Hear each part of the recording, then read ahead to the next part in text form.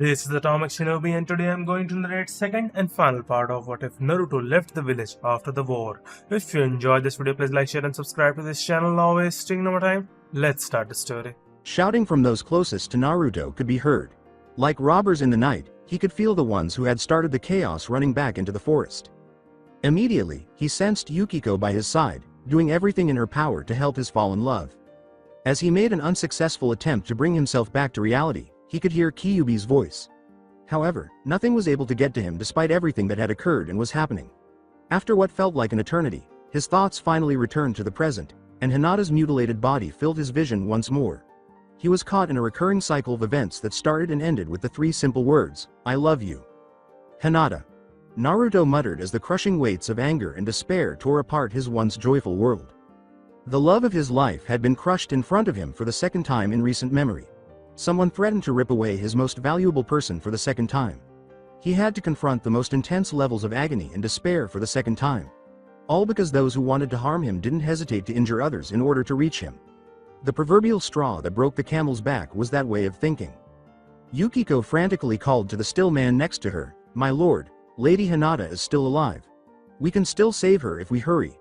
Her words were ignored despite her repeated attempts to rescue him from the hell that now occupied his mind. Naruto's thoughts were currently focused on just one individual. Hinata, who dared to love him despite everything else. Who had stuck by his side in spite of everything he carried inside. She had not merited her current situation. Because she followed her heart, she didn't deserve to suffer. She had, however, chosen to stand in the line of fire, according to some.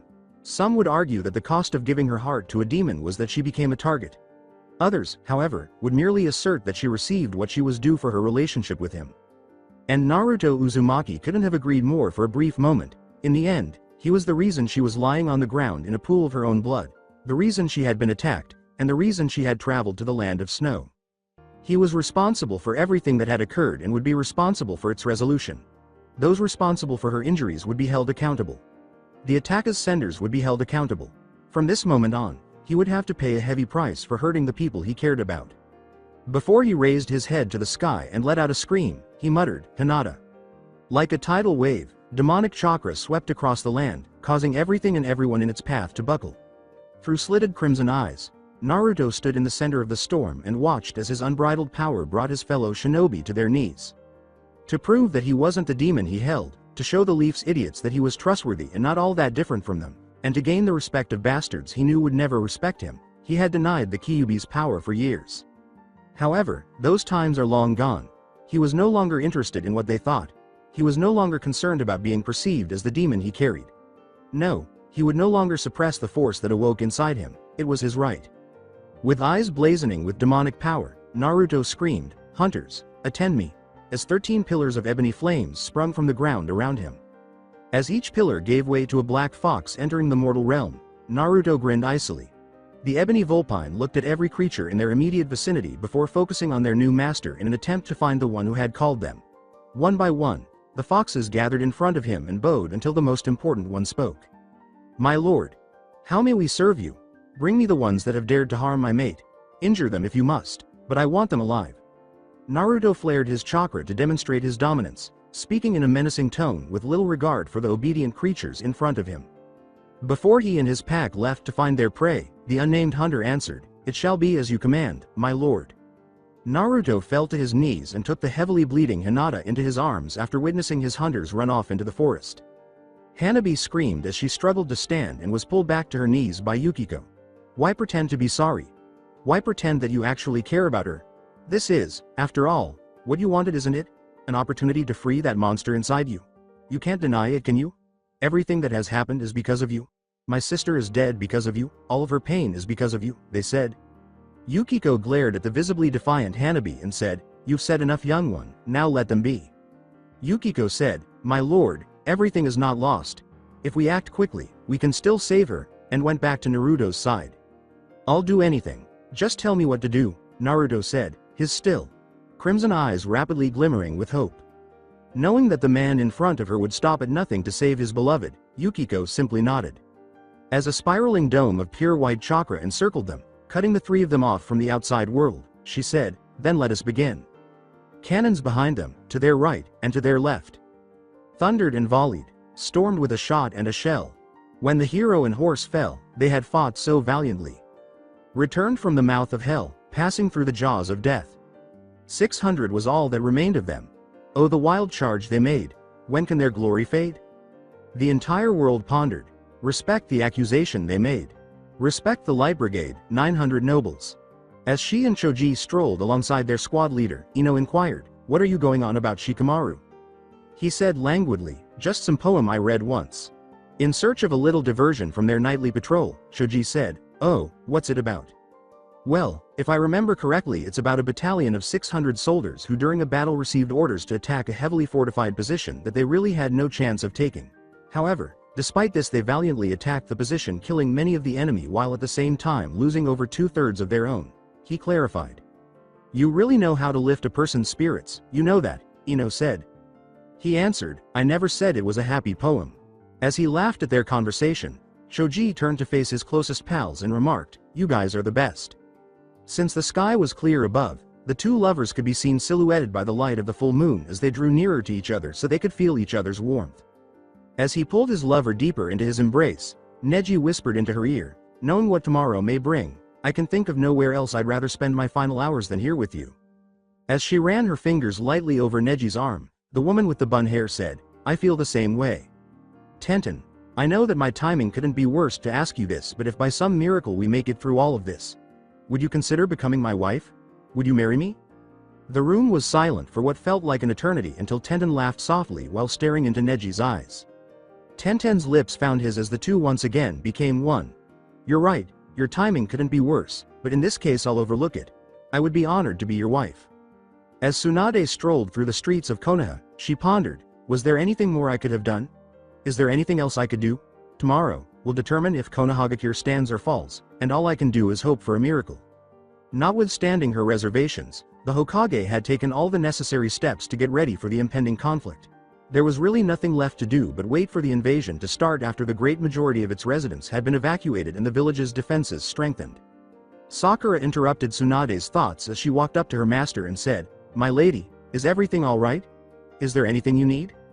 The fifth, roused from her inner wandering, looked at the young woman in front of her for a moment before turning and grinning. Tsunade responded, observing the look of disgust that crossed the young woman's face, "No.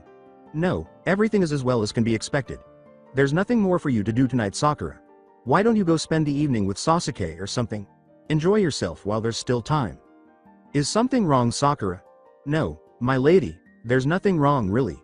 It's just that you mentioned that I should spend the night with Sasuke." "Yes, what of it? It's not like it's a secret that you have feeling for him. I just figured that considering the circumstances you might want to spend as much time with him as you could before," the Hokage replied. "I used to have those kind of feelings, my lady, but I haven't really felt that way for some time now. The truth is that I've given my heart to another." "Does he know how you feel about him?" Sakura raised her eyes involuntarily to the carved image of the Hokages and said, "Yes, he knows. I told him some time ago, but I don't think he really believed me. I've wanted to talk to him about it again, to make him understand that what I feel for him is real. However, the time has never seemed right. And now he's away on a mission and I doubt that I'll ever see him again." As Tsunade recognized the person who had won the young woman over, she felt a twinge of regret for her apprentice. "I know what you're going through, Sakura. I went through the same thing not too long ago. I spent years avoiding my feelings for Jiraiya, thinking that there would always be time to tell him how I felt and perhaps develop a deeper relationship with him. However, he passed away before ever realizing how much I loved him, so I'll never have the opportunity to express my feelings to him or learn what it would have been like if I had told him. You mentioned that you have told this person how you feel about him, and to be honest, that's all you could ever do. It was more than I ever dared to do. Whether or not he reciprocates your feelings is up in the air, but even if he doesn't, it's still okay. You'll find other loves, and one day you'll find your prince charming among all the toads in the world. That is neither here nor now, though, so enjoy this evening with loved ones or friends. Do something you've always wanted to do.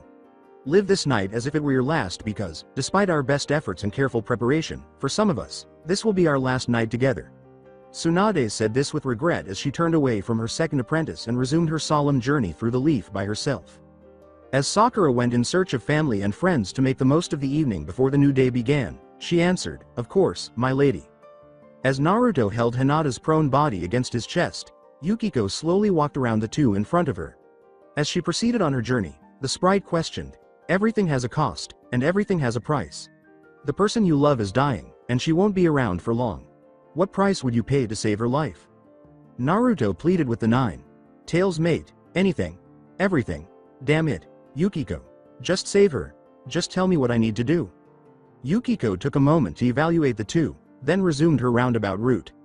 My lord, before anything can be done for Lady Hinata, I must ask if you are aware of what has happened. We don't have time for this. You said yourself that she won't last much longer. Yukiko calmly started. That is true, but there is still time left to us. I am not doing this because I wish to torment you or allow any more harm to befall Lady Hinata. You must understand that things are different now.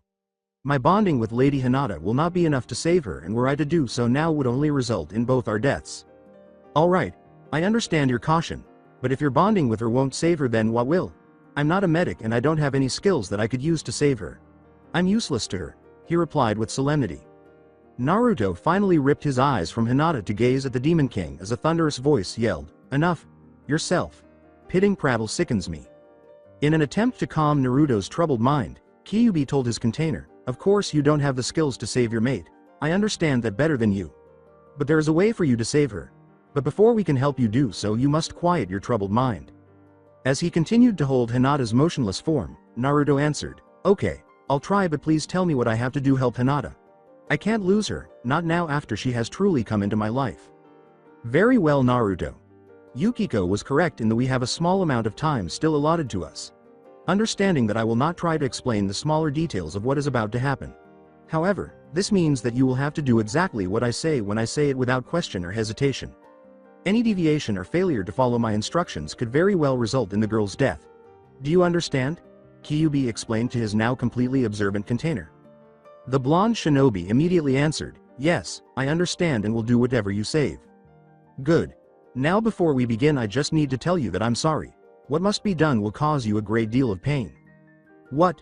Was all Naruto could manage to say before his unprepared body was torn apart by an unimaginable pain. The green, lathered man cried out, What are they? As he and his teammates fled farther into the forest. The only woman in the group looked back and saw the dark shapes quickly catching up to them. Who cares what they are? They're after us, that's all that should concern you at the moment. The leader hurled himself forward from another branch and commanded, Shut up both of you. Instead of trying to figure out what's chasing us, come up with a plan of escape. Woman, how far away are they? The woman paused as she came to terms with a terrifying reality. They're about 120 meters behind us in. And what bitch? Cried the leader. The woman called back, There's only one behind us. A minute ago there were about 12, but now there's only one. As she started frantically searching for the other members of her team who were pursuing them. The attacker in the leather demanded, Where did they go, damn it? The four-man cell abruptly stopped when a dark voice called out through the woods, Right in front of you, mortal. The leader yelled into the ostensibly deserted woods, Who are you and what do you want with us? As they anxiously awaited the reaction of their pursuers, the attackers gripped their various weapons tightly. They were surrounded and outnumbered by whoever or whatever had followed them, leaving them with few choices. Who we are does not matter. What matters is that our Lord has commanded that you be brought before him. He has also commanded that you each be alive when we deliver you to him. Therefore, mortal, you may try to fight or try to flee. My brethren would prefer you flee so that they might hunt you down before they tear a bit of flesh from your bones. Myself, it matters little which you choose to do. But, know this, regardless of your choice, in the end you will be brought before my master. The ominous voice spoke slowly to the three assassins. The would-be assassin's leader gestured for his team to get ready to escape, saying, I understand and thank you for not attacking directly. Now if you would do me one last kindness before I give you my response, and please tell me who is your master? For a brief moment, the dark voice was silent, but then 12 black shadows rushed upon the defenseless shinobi and laughter reverberated throughout the forest. Iruka grinned as he welcomed the students gathered in his classroom. Good morning, class. Today I have a special treat for you. If you would remember from one of our previous lectures, nearly 12 years ago Konohagakure faced its darkest hour when the nine-tailed fox demon attacked without provocation. Many of our best shinobi died valiantly defending the leaf, and all seemed lost until the great fourth Hokage managed to defeat the demon at the cost of his own life. Iruka said as he watched every one of his being with pride at the loss of their Hokage. However, that is not the entire truth of the story. The teacher, who was afraid, went on. Until last night, the whole truth of what happened during the fort's battle with the demon had been a closely guarded secret. However, the third Hokage in his wisdom has redacted the law preventing anyone from openly discussing the truth of that night. The young boy with the little white puppy on his head said, "Sensei, does that mean that the fourth didn't defeat the demon?" To which Iruka answered, "Well, yes and no." The teacher stopped and surveyed each of his pupils before focusing on a boy who had multiple scars on his face. You see, despite his strength, the fourth was unable to kill the demon. Therefore, he did the only thing he could do to stop the beast and protect the village. He sealed the demon into the body of a newborn child. The idea that their group hero had not only failed to kill the 9 tails but had also sacrificed a baby in order to finally stop the creature made the entire class gasp. A girl with bubblegum colored hair screamed, "Iruka-sensei, what happened to the baby?" Iruka glanced at his pupil before turning back to the terrified boy as he started talking once more, his eyes now filled with hatred. It was the wish of the fourth that the child be immediately put to death in order to prevent the demon any chance of escaping its prison. However, some of the more foolish members of the council felt that if the demon's power could be harnessed through the child, giving the village an incredible advantage against our enemies. In the end, the third relented and concealed the truth and allowed the child to live. However, as of today, the decision has been amended. A languid boy with a ponytail said, "Sensei, do you know who the child is?" "I'm glad you asked, as you see that brings us back to the surprise that I promised you at the beginning of class. You see class, for the safety of the village, the Hokage and council have ordered the child be executed, and as a reward for all of your hard work we will all be attending the execution." Iruka cheerfully informed his pupils to their delight. A big boy, munching on a bag of chips, reminded the teacher, "But Sensei, you still haven't told us who it is that holds the demon." As several Anbu suddenly appeared in the classroom and took custody of the demon host, Iruka turned back to the terrified boy and grinned hatefully before saying, "Forgive me, class, it slipped my mind for a moment. The person that holds the demon is none other than your fellow classmate, Naruto Uzumaki."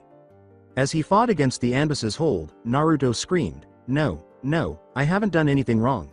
Please don't do this, I haven't done anything, I never hurt anyone." In an attempt to assist him, Naruto's eyes begged for the one person he trusted. He pleaded, only to have his requests ignored. "Please help me, don't let them do this, you know I haven't done anything wrong. I love this village and its people, I would never do anything to harm it." When Naruto was ignored in his hour of need by the person he trusted to never harm him, his fragile world fell apart. The relationship he had developed with his only friend and source of happiness in the hell he called his life had just been betrayed. He was left alone after the betrayal, and he believed that nothing was left worth living for. Allow the village to act as it pleases. I know that the two of you were close, and I'm sorry that you had to learn the truth about him like this, Hinata. But, in the end, this is for the best, and I promise that although it might not seem like it right now, in time everything will get better. Iruka sympathetically clarified to the girl with lavender eyes. Hinata smiled sorrowfully as she and the others joined the rest of the village to watch their former classmates being executed. "It's okay, Iruka-sensei. I know you're right. Besides, demons shouldn't be allowed to walk freely among the rest of us. It's best that Naruto be dealt with now before the demon can use him to cause more harm to the village or figure out a way to escape." As he was led through the applauding crowd, the dreaded demon of Konohagakure remained silent. The frightened child stayed quiet and reserved in spite of the taunts, threats, and chants of murderous demon. What was left for him now? After all, he had lost everything he had dreamed of and hoped for. He had been abandoned by the village, his friends, and even the elderly Hokage, whom he considered to be family. Indeed, he was aware of the village's hatred for him, so it was not surprising that they would offer no assistance. The fact that his so-called friends would turn against him when the chips were down did not really surprise anyone either. The fact that Hinata, the girl he had come to love, had betrayed his trust was, if anything, the most painful thing. Even though facing it was painful, if he was being honest with himself, he was not surprised by anything that had happened in the last hour. He was merely a cage for a beast, a Jinchuriki. The time spent traveling to the location of their executions is frequently cited by condemned inmates as the longest period of their lives. This was not the case for Naruto, which surprised him. Maybe it was the clamor of the crowd, the demon's cries for him to fight for his life, or perhaps his own voice told him that if no one cared about his survival, there was no point in trying. For whatever reason, the young boy was compelled to kneel and stare into the aged face of the third, and the trip to the executioner's stand seemed to go by in a matter of seconds. People of Konohagakure, nearly 12 years ago our great village was nearly destroyed by rampaging Kyuubi no Kitsune. Many lives were lost that day before the fourth Hokage stopped the beast by sealing the creature into the newborn Naruto Uzumaki. Over the years he has been allowed to live in the hopes that the demon's power could be harnessed and used to protect the people of the leaf. Alas, the risk of the demon's escape from its prison is too great to allow that foolish dream to continue. The third said as he laid his weary eyes upon Naruto. I am sorry, truly I am. However, this is the only way to ensure the safety of the village. The elderly gentleman took a moment to respond. Is there anything you wish to say before the end? To hear the demon campaigner's final words, the once raucous crowd held their breath. They had been ignoring him for years, but now, for the first and last time, the entire village was focused on him. Naruto looked around the crowd, letting his azure eyes briefly meet Lavender's. The fox's rage swiftly turned into hatred for the girl he had put his faith in to be by his side no matter what, and the emotion vanished as fast as it had appeared. Naruto was unable to harbor resentment toward Hinata. Even as he faced death, he could never abandon her, at the very least. Before a signal from the third brought the executioner's blade down on Hinata's neck, permanently silencing him, Naruto said softly, I'm sorry it took until now for me to say it, but before it's too late, Hinata, I want you to know that I have always. Sakura screamed, pushing more and more of her healing chakra into the still body in front of her. Damn it, you can't do this to me, not now, not after everything we've been through. She kept screaming, determined to save the person's life. I can't lose you, I won't lose you.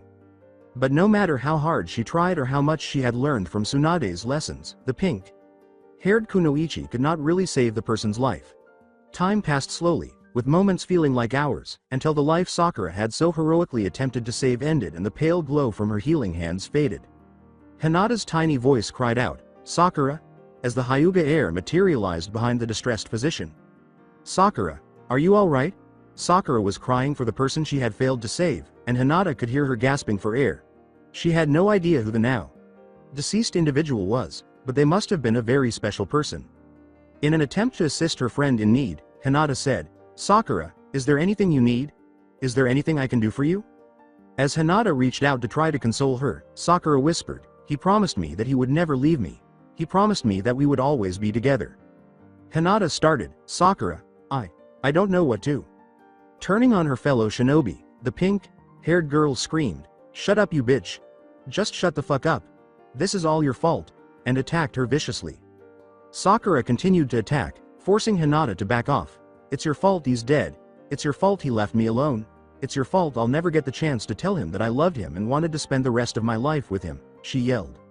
Sakura became so exhausted that she collapsed to her knees, tears streaming down her face. You could have just left things the way they were. But no, you had to go and trick him, seduce him into leaving me for you. I could have made him happy, I could have kept him safe, but you just had to fuck everything up and steal him away from me, she yelled. Because you weren't strong enough to protect yourself, he's dead. You're the one that should have died, not him. As Sakura's words started to make sense, Hinata's stomach lurched. Sakura Hinata gave herself permission to gaze upon the person the healer had been so desperately trying to save for the first time since she had first encountered her. No. Hinata muttered as she saw her favorite person's well-known figure. Why did, you should be the one laying there dead. Instead Naruto gave his life for you, and for what? You're worthless. You know it, I know it, your family knows it, hell everyone knows it, yet he's the one that gone, not you. He's the one that will never smile again, never laugh again, never love again. And why? Because you weren't strong enough. You made him believe in you, made him think of you as a strong kunoichi. A strong woman, when the truth is you're just a weak little girl who never deserved the praise he gave you.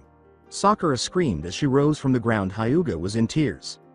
Sakura drew her fist back and prepared to kill her fellow shinobi, saying icily, I should kill you for taking Naruto away from me. Hinata said, do it then. She didn't try to move or protect herself from the enraged medic. Hinata yelled, daring Sakura to follow through on her threat. If Naruto is gone, then there's nothing left for me. So go ahead and do it. Kill me so I can see him again, be with him again.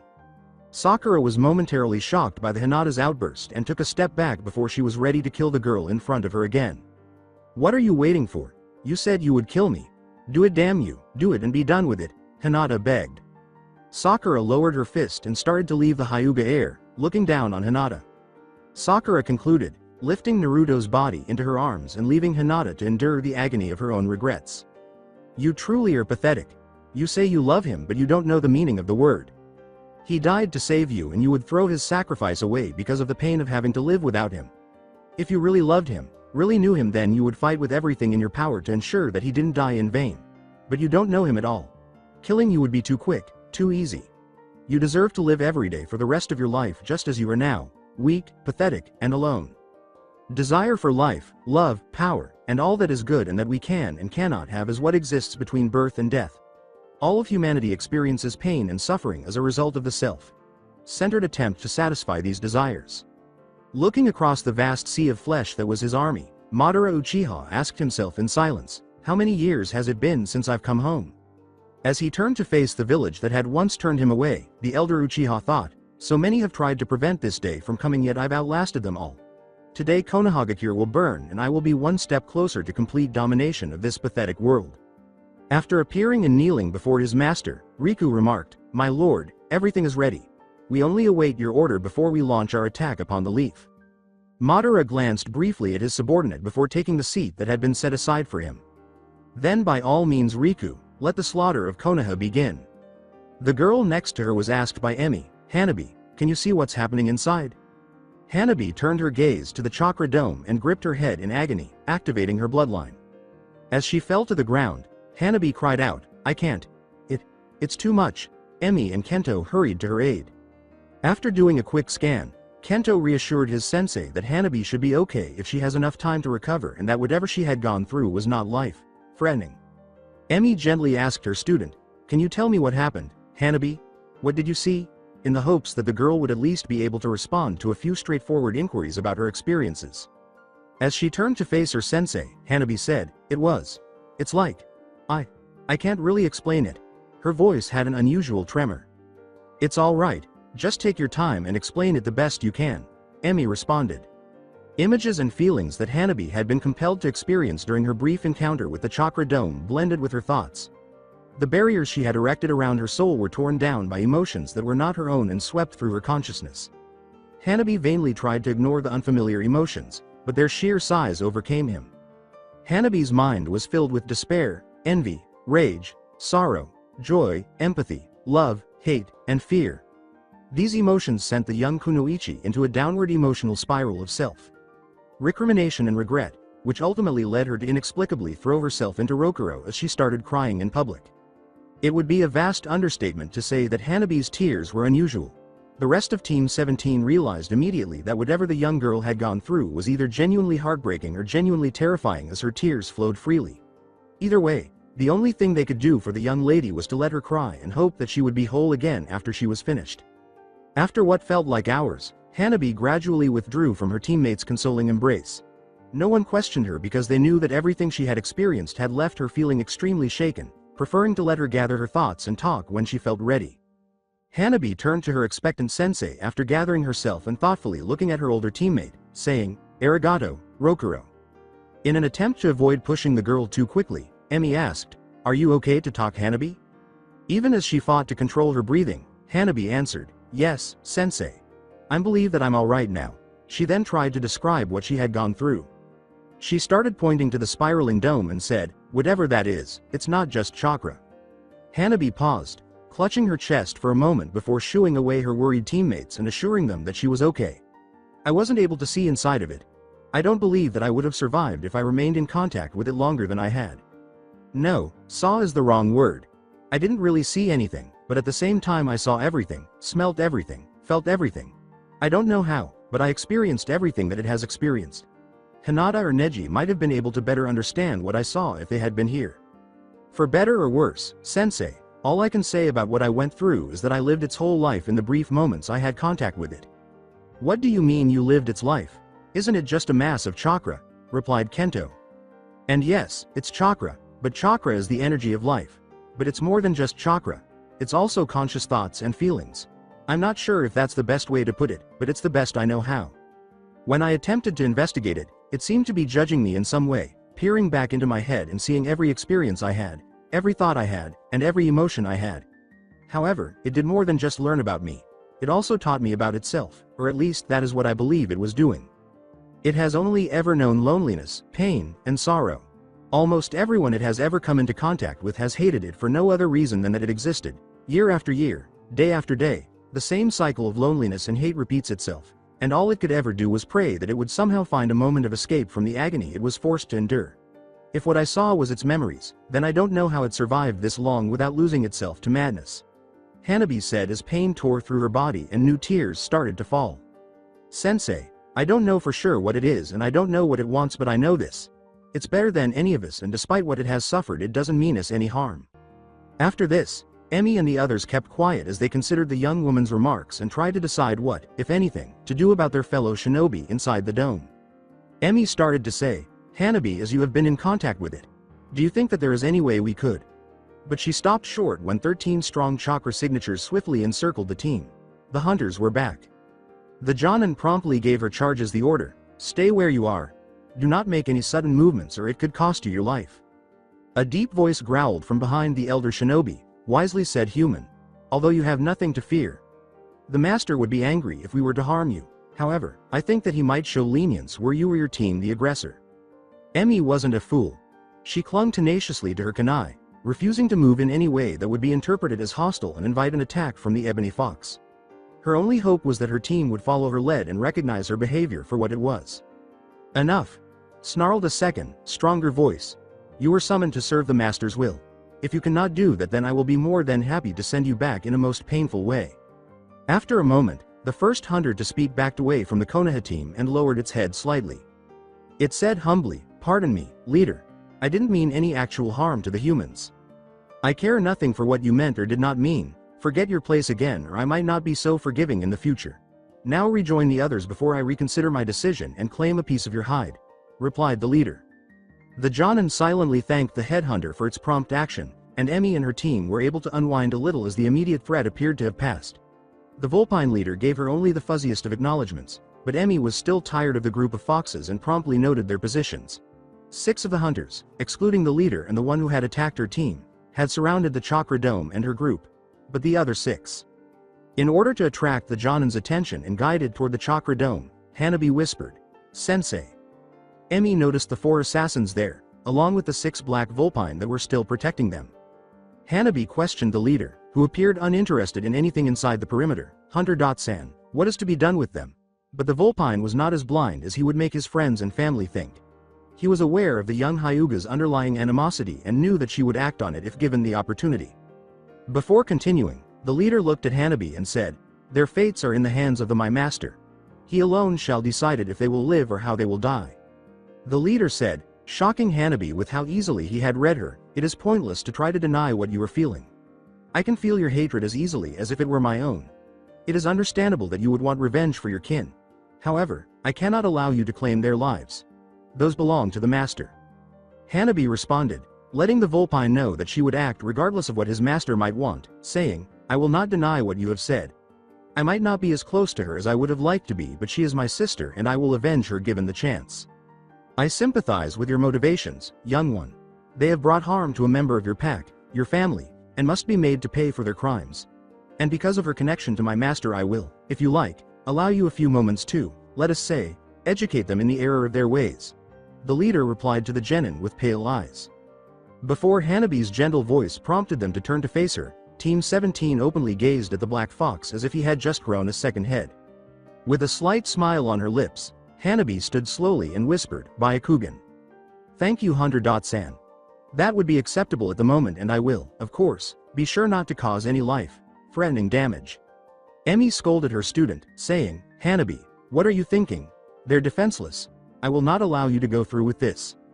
I'm sorry, Sensei, but this does not concern you. Hinata is my sister and they tried to kill her.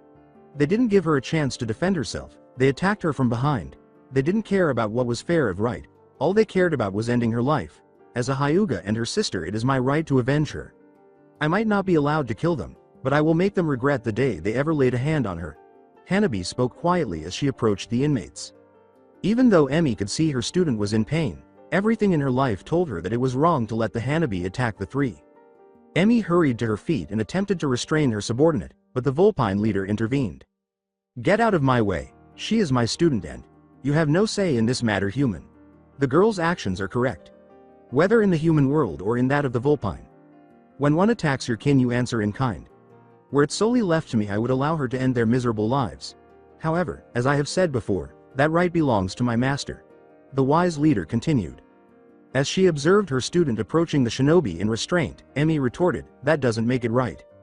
The leader concluded, right or wrong, it is the way of the world. Emi had no choice but to observe from a distance as Hanabi revealed the actual cruelty of the gentle fist. Hinata questioned what had just transpired in front of her, saying, it's a lie. Some kind of trick or genjutsu. It has to be. There was no way that Naruto could be. That he could have died. But everything had seemed so real. The close calls from Sakura's chakra. Enhanced blows were still palpable to her. However, if what she had witnessed was real, Naruto was dead and she was the reason for his demise. It couldn't be the truth, whatever it was she had seen. Naruto could not have possibly died defending her. 3 years ago, she was a weak woman, but now she was strong. She had become stronger for her love and for herself. There ought to have been no justification for Yukiko's well-known voice cut through Hinata's inner turmoil and asked, for him to sacrifice himself for you? Hinata questioned the approaching spirit, Lady Yukiko, please tell me what is happening. Where is Naruto? Yukiko growled angrily as she stalked slowly in Hinata's direction, asking, do you dare to play the innocent fool with me, Hyuga? Hinata realized immediately that something was amiss. She was certain that all of the disagreements she had with the spirit were behind her. Hinata again retreated from the Nine-Tails mate, saying, Lady Yukiko, I don't understand. What have I done to upset you? What has happened? Yukiko screamed, worthless slut, how dare you, before lunging forward and using her razor-sharp claws to swipe at Hinata. Hinata barely managed to avoid the spirit's attack. She knew she had little chance of defeating the creature, but she still refused to just lay down and let herself be killed. With a defensive stance, Hinata begged, Lady Yukiko, please, I don't want to fight you. Tell me what has happened. Make no mistake, Hyuga. I am going to kill you. Because of you my mate is dead. He died alongside the boy as they fought to protect you. Your weakness cost them both their lives. You claimed to love the boy, yet you chose to remain weak. So weak that he had to protect you when you should have been striving to protect him. Yukiko concluded with an intense blue chakra came out of her mouth. In an attempt to dodge the blast, Hinata leapt to the side, but Yukiko caught her in midair and she was slammed to the ground. Hinata, who was having a hard time standing, just wanted to lie down and let Yukiko put an end to her suffering. Naruto would have no reason to live on if the Snow Fox's claim that she was dead was accurate. That alone would have been more than sufficient justification for the elderly Hinata to just pass away, but she had improved as a result of her time with Naruto. I know that I can't beat you. You outclass me in almost every way. However, that doesn't mean that I'm going to just give up. If Naruto died trying to protect me, then regardless of how much it hurts I will honor his final act. I will not allow his sacrifice to be in vain. I will fight you with everything I have. So long as I can draw breath I will keep coming after you again and again and again no matter the cost, Hinata said as she was getting ready to explode at the partner of the fox. Yukiko had proudly observed and heard how Hinata's devotion to Naruto and his principles motivated her to battle against all but insurmountable odds. No man has greater love than that he laid down his life for his brother. Not for millions, not for glory, not for fame. For one person, in the dark, where no one will ever know or see. Like Diogenes with his lamp, I have been looking for the person who was willing to die for all the wrong reasons. Hoping to find one truly exceptional person amongst your limited species to carry on when I no longer can. Yukiko said with humility as she fell to the ground to end her battle with Hinata. Forgive me, Lady Hinata, for being blind to what was always before me. Hinata lowered her guard and knelt before the spirit fox, asking again, I don't understand. What is happening? What is this all about? Calm yourself, child. Your love still lives and will have a great need of you in the very near future. But of that we may speak at another time. Am I correct in assuming you have been told the nature of demons and spirits? Replied Yukiko. Still perplexed by the current situation, Hinata answered, if you mean what Kyuubi told Naruto, then yes. As she got ready to recite the actual function of spirits and demons, Yukiko answered, that was only part of the story. Its name has long since been forgotten, but Kami charged my kind with preparing humanity to fight this evil, just as we were prepared by our predecessors. There is an evil in the world that is far greater than anything humankind has ever faced. It spreads like a cancer, destroying everything it touches. We thought we were unbeatable, we thought we were equal to the gods, we trained ourselves to the limit, we learned the most powerful jutsu, and we built an army unlike anything the world had ever seen, but when it came time to fight, we underestimated its strength and failed to destroy it when we had the chance. The enemy that threatens the world cannot be defeated by acts of war. It has no bones to be broken or flesh to be cut. Instead, it resides in the hearts and minds of all living things. We discovered too late that facing such an enemy requires more than just building strength or learning jutsu. as well as planning and forming alliances. It is patient and will wait for years to achieve its goals, but above all else it will never give up its ultimate goal. It returns time and time again until it has consumed everything this world has to offer, leaving nothing behind but a lifeless husk. It hides in the shadows, feeding on the small jealousies of the heart that grow stronger and stronger until it is able to walk freely in the open. It doesn't care about people, but it will use them to get what it wants. It twists a person's heart and mind with half-truths and platitudes to persuade them to adopt its perspective. No matter how you attack it, an enemy like this will easily overwhelm you. Our greatest warrior persisted in fighting after our armies were routed and our strength ran out. He eventually forced the enemy back into the shadows, but even he, the strongest of us, was unable to destroy our enemy, and ultimately we found ourselves in a standstill, with each side waiting for the war to resume. As time went on, most of the people who had fought alongside us eventually vanished into memory and beyond the veil. Those who were left attempted to impart their knowledge, but humankind's conceit prevented them from hearing us and became afraid of us. Humanity attacked us out of fear, and soon after, the rest of us were either killed, taken prisoner, forced into hiding, or forced to escape to the higher planes. Only my mate and I were left free until he was taken 16 years ago. The Spirited remarked as she observed her companion. The enemy has once again emerged from the shadows to walk in the light after centuries of silence, but unlike when it faced us, there is no collective force to stand in its way. Nevertheless, despite this disadvantage to humanity, there still remains hope. In almost silent confirmation of the hope the fox had mentioned, Hinata Barley whispered, "Naruto." Yes, Naruto. Since I've met him, I've come to agree with my lord that he is the world's last hope of victorious defeat of the ancient foe. But only a fool puts all his hopes in one basket. No matter how strong he is or will become, there will always be someone stronger. If the worst happens, there should be someone else ready to take his place, if only to push evil away for another day. I think that someone is you, Hinata Hyuga. I can't afford to make a mistake in this, so even with this belief, I can't afford to move too quickly. Therefore, I've been forced to ask the hard questions and make you prove yourself repeatedly because there is simply too much at stake to let someone who isn't worthy slip through the cracks. I need to know how far you're willing to go, how much you're willing to risk, how many people you're willing to sacrifice for the cause, and whether you're willing to die alone, without friends, and despised by everyone for the sake of preserving the future of this world. As Yukiko waited for Hinata to process everything that had been told to her, she said, "So I need to know if are you the person I've been looking for?" Hinata kept thinking, this couldn't be real, over and over. After all, how could anything she was told be true? Naturally, strange things happened every day in the world of shinobi. However, this was something completely different. Who would believe it, really? There is a centuries-old conflict between demons, spirits, and kami, who knows what else? It was the product of imagination. A short story meant to capture the audience's interest and keep it for a while. Once more, Lady Yukiko confirmed to her that everything she had just been told had happened and was still happening. That the world was full of evil that, if left unchecked, would swallow up and consume everything.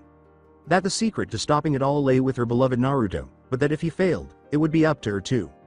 No sense. Naturally, Yukiko had little doubt that Naruto would find a way to make things right if everything she had said was accurate. It would be unnecessary for anybody else to become involved. He couldn't fail, after all, could he? However, it wouldn't matter if he did. Yukiko would continue where Kyuubi and Naruto left off, and presumably other people would step in to assist. Someone as frail as she was not supposed to interfere.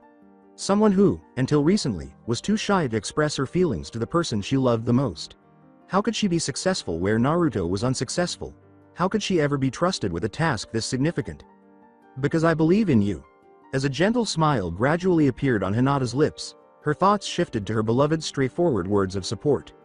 As the heir to one of the most prominent clans in the elemental nations, I was trained from birth to fulfill that role and received instruction from the best tutors in politics, decorum, society, strategy, and combat. Nevertheless, my family still viewed me as weak, constantly berating me and pointing out my shortcomings. I never received praise or admiration for my efforts. I was expected to be the best, and when I fell short, I was discarded in the hopes that my younger sister would succeed where I was unable to. All of that changed the day I met Naruto Uzumaki. I had nothing and no one seemed to care about me. Life was a curse that I had to bear, and all I wanted was to get away from the suffering I was going through and find some small measure of peace for myself. Unbeknownst to me, his unwavering will to better himself saved me from myself and put me on the path that I walk today. Hinata said, he was everything I wasn't, everything I wanted to be but couldn't. He would continually fail but never give up. He trained until he could no longer stand but never stopped until he achieved his goal. You stated that Kyuubi thinks Naruto is the world's only hope against the enemy, and that the enemy we must defeat has the ability to influence people with its words and ideals. I'm living evidence that Kyuubi is correct, though, because Naruto has the ability to change people's hearts. You want to believe in him and place all of your hopes and dreams in his hands because you know they will come true. Am I the right person for you? Do I possess the strength to oppose something so evil? I honestly don't know, but I do know that I will fight if called upon to do so, that I will do everything in my power to oppose that evil, and that I will never give up or back down because that is what he would do. Do you really care about what's at stake when you ask me if I'm the right person? After giving Hinata one last look, Yukiko got up and started to leave. As a dazzling light surrounded the two, Yukiko remarked, "Hinata Hyuga, your trials are over. You might not be the ideal choice, but I believe that you are the right one. So if you're ready, we may now begin." Naruto stood in front of the 9 tails, tapping his foot impatiently while gazing into its crimson eyes. "Well," innocently, Kyuubi said, "well what?" Never taking his eyes off the fox, the blonde said, "Don't give me that, I'm so innocent, crap. What the hell was that about, and more importantly, where is Hinata?" Kyuubi answered a little apprehensively, "I assure you that she is okay. You simply need to exercise patience." Patient. The last time I saw her she was bleeding to death and you want me to be patient? You and Yukiko promised that we would be able to save her. But what happens? I wake up in some fucked up genjutsu with me as a kid being outed to the village and having my freaking head chopped off for the trouble. Naruto yelled to his inner demon. "Look, I get it, you're worried and you're pissed, but that doesn't change the fact that you're just going to have to wait a little longer before you get the answers you're looking for," Kyuubi again calmly replied. In an attempt to get some answers from the 9 tails, Naruto said, "Okay, I can play the waiting game if I have to, and I really don't care all that much about the genjutsu crap. But, I need to know that she's alright. Can you at least tell me that much?" The King of Demons sighed deeply as he looked upon his host, then lowered his head and spoke. As Naruto forced himself to relax, Kyuubi said, "Alright, it's like I told you. Hinata is perfectly fine. Yukiko has finished healing her and she's going to be fine, provided you remain calm. Alright, now that we've cleared that up and I don't see why we should continue to drag this out, I have a question for you. Do you recall the agony you experienced a short time ago?" Kyuubi inquired. Naruto quickly became suspicious of his tenant and retorted, "Of course, you said I had to endure it to save Hinata." While Naruto could only stare at him with a look that said, "What the fuck?" Kyuubi sheepishly explained, Yeah about that. I'm just going to say it while we're being honest with each other. The whole you have to endure this pain to save Hinata thing was a load of crap, but before you go off, I needed you to be detracted enough not to question things for a while. In actuality, the pain you experienced was a result of 2 distinct events. The first was the start of the last stage of our merger, which essentially means that you and I will have united as one entity when you exit this chakra field. You will possess all of my strength, wisdom, and knowledge, and you will have succeeded me as the King of Demons. As we speak, Hinata is going through a similar process with Yukiko that you and I have been going through for the past 18 years. The second event was your giving up a relatively small portion of your chakra to Hinata in order to complete the mating ceremony. After they are done, a relatively small portion of her chakra will be transferred to you, indicating that she has recognized and accepted you as her mate. Kyuubi clarified, like you, she will have become your mate and the new Queen of Demons when she leaves this field because she possesses all of Yukiko's strength, knowledge, and wisdom. Kyuubi finished speaking before Naruto asked, and he listened intently and said nothing. So after the mergers are complete, what is going to happen to you and Yukiko? To be honest, Naruto, that is totally up to you. Since you will rule over both demons and spirits as King of Demons, you will have the authority to decide our fates. You can choose to send us to the higher planes to be with our ancestors or to end our lives. In the end, it is up to you to decide what the future holds for us, Kyuubi explained. Alright then, if it's my choice, then tell me what is it that you would want. It doesn't work that way. In this circumstance we are forbidden any say in the matter. You as the King of Demons alone must decide our fates, replied the 9 tails. I understand what you're saying, but until the merger is complete you're still the King of Demons, not me. So I'm asking you, in your role as king, if you had the choice, what would you do if our roles were reversed? The blonde asked once more. Kyuubi remained silent for a while, as if he was pondering the question. Well, if I could choose, then I would choose to remain with Yukiko. Because we have been so many years apart, I would like to have a chance to make up for lost time. However, at the same time I would also wish to remain at your side, Kyuubi said, surprising his host. Over the years I have been the cause of many hardships in your life and do not feel that I have yet atoned for that sin. I realize that I cannot change the pains of the past, but were I able, I would happily help you forge a better future. The Demon King responded. After just a moment of staring at the creature in front of him, Naruto felt a sharp pain and his lips slowly started to form his signature smile. The pair was engulfed in a blinding light and neither spoke again. The invasion of the leaf had been underway for almost 12 hours. Tsunade watched solemnly from the top of Hokage Tower as the forest surrounding the leaf was dotted with pitfalls and traps that kept Madara's forces at bay as wave after wave passed. Although the precise number of dead was unknown, it was thought that more than 500 enemy soldiers had perished before ever reaching the village's outer wall. 12 hours and over 500 dead. How many more will he send to a meaningless death? Shizune asked softly. He will send as many as it takes to clear a path to the gates. The Uchiha isn't foolish. The ones being sent in first are likely nothing more than thugs and bandits. Their job is to do exactly what they're doing. Once they have completed their part, the path will be clear and Madara will deploy units designed to pierce our outer wall, especially the main gate.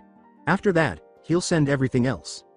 Shikamaru replied that it was almost like respect for the war master of the enemy. That's just insane. He has to know how many of his own people will die with tactics like that. No, you have to be missing something, Shikamaru. This has to be some kind of distraction to keep us from seeing his real battle plan.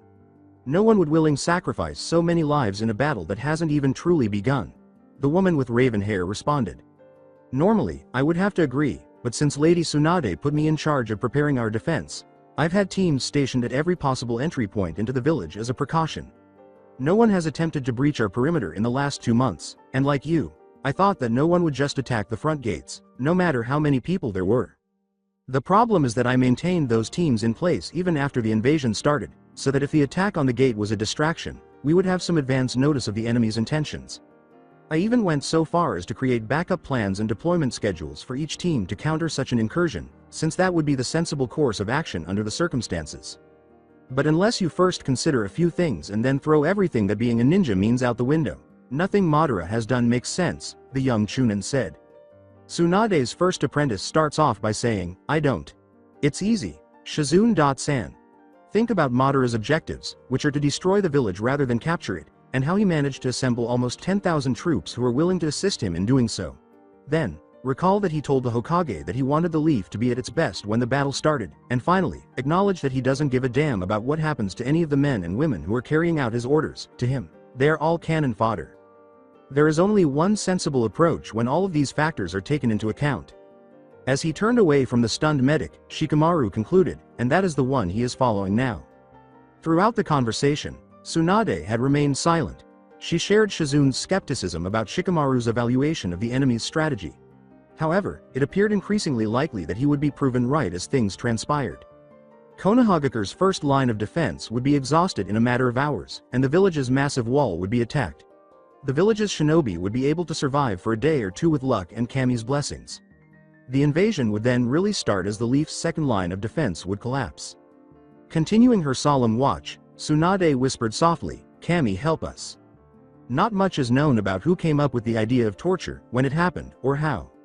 Nobody can be certain whether it was intended to collect data, elicit a desired response, or just to cause pain to another person. There are many different viewpoints on the topic, and there is rarely consensus on anything related to the art. Nonetheless, there are a few points of agreement among torturers. First of all, nothing can be truly revealed by torture. Second, the weak will say anything to stop the suffering, while the strong will fight against being tortured. Unfortunately, Hanabi was a strong believer in the theory that torture was created to inflict pain upon another, for the group of assassins who were currently captured. Momentarily content, Hanabi gave the assassin leader one last blow, causing him to scream, and then abandoned the quartet to their fate. She had been methodically causing the shinobi team that had injured her sister unimaginable agony for the last 20 minutes. The sound of her victims' agonized groans could still be heard in the otherwise serene forest as she stumbled away from them. Hanabi bowed deeply before the fox as he approached the Vulpine leader and spoke. I owe you a debt of gratitude, Hunter-san. If there is ever anything that I can do repay your kindness, you need only ask and it will be done to the best of my abilities. As he passed the bowing genin, the Vulpine leader remarked, You owe me no thanks, young one. Your need for vengeance and my master's will did not entirely conflict, and so I was able to allow you to satisfy that need. As she stood up and turned back to the other members of Team 17, Hanabi said, Even so, Hunter-san, you have my thanks and my promise. As Hanabi took one last step to stand in front of her, Emi remarked, "I'm disappointed in you. Your approval or disapproval is irrelevant in this case, Sensei. I took the necessary action to protect my clan's honor, and my actions did not conflict with our mission or its goals. If they had, I would not have done what I did.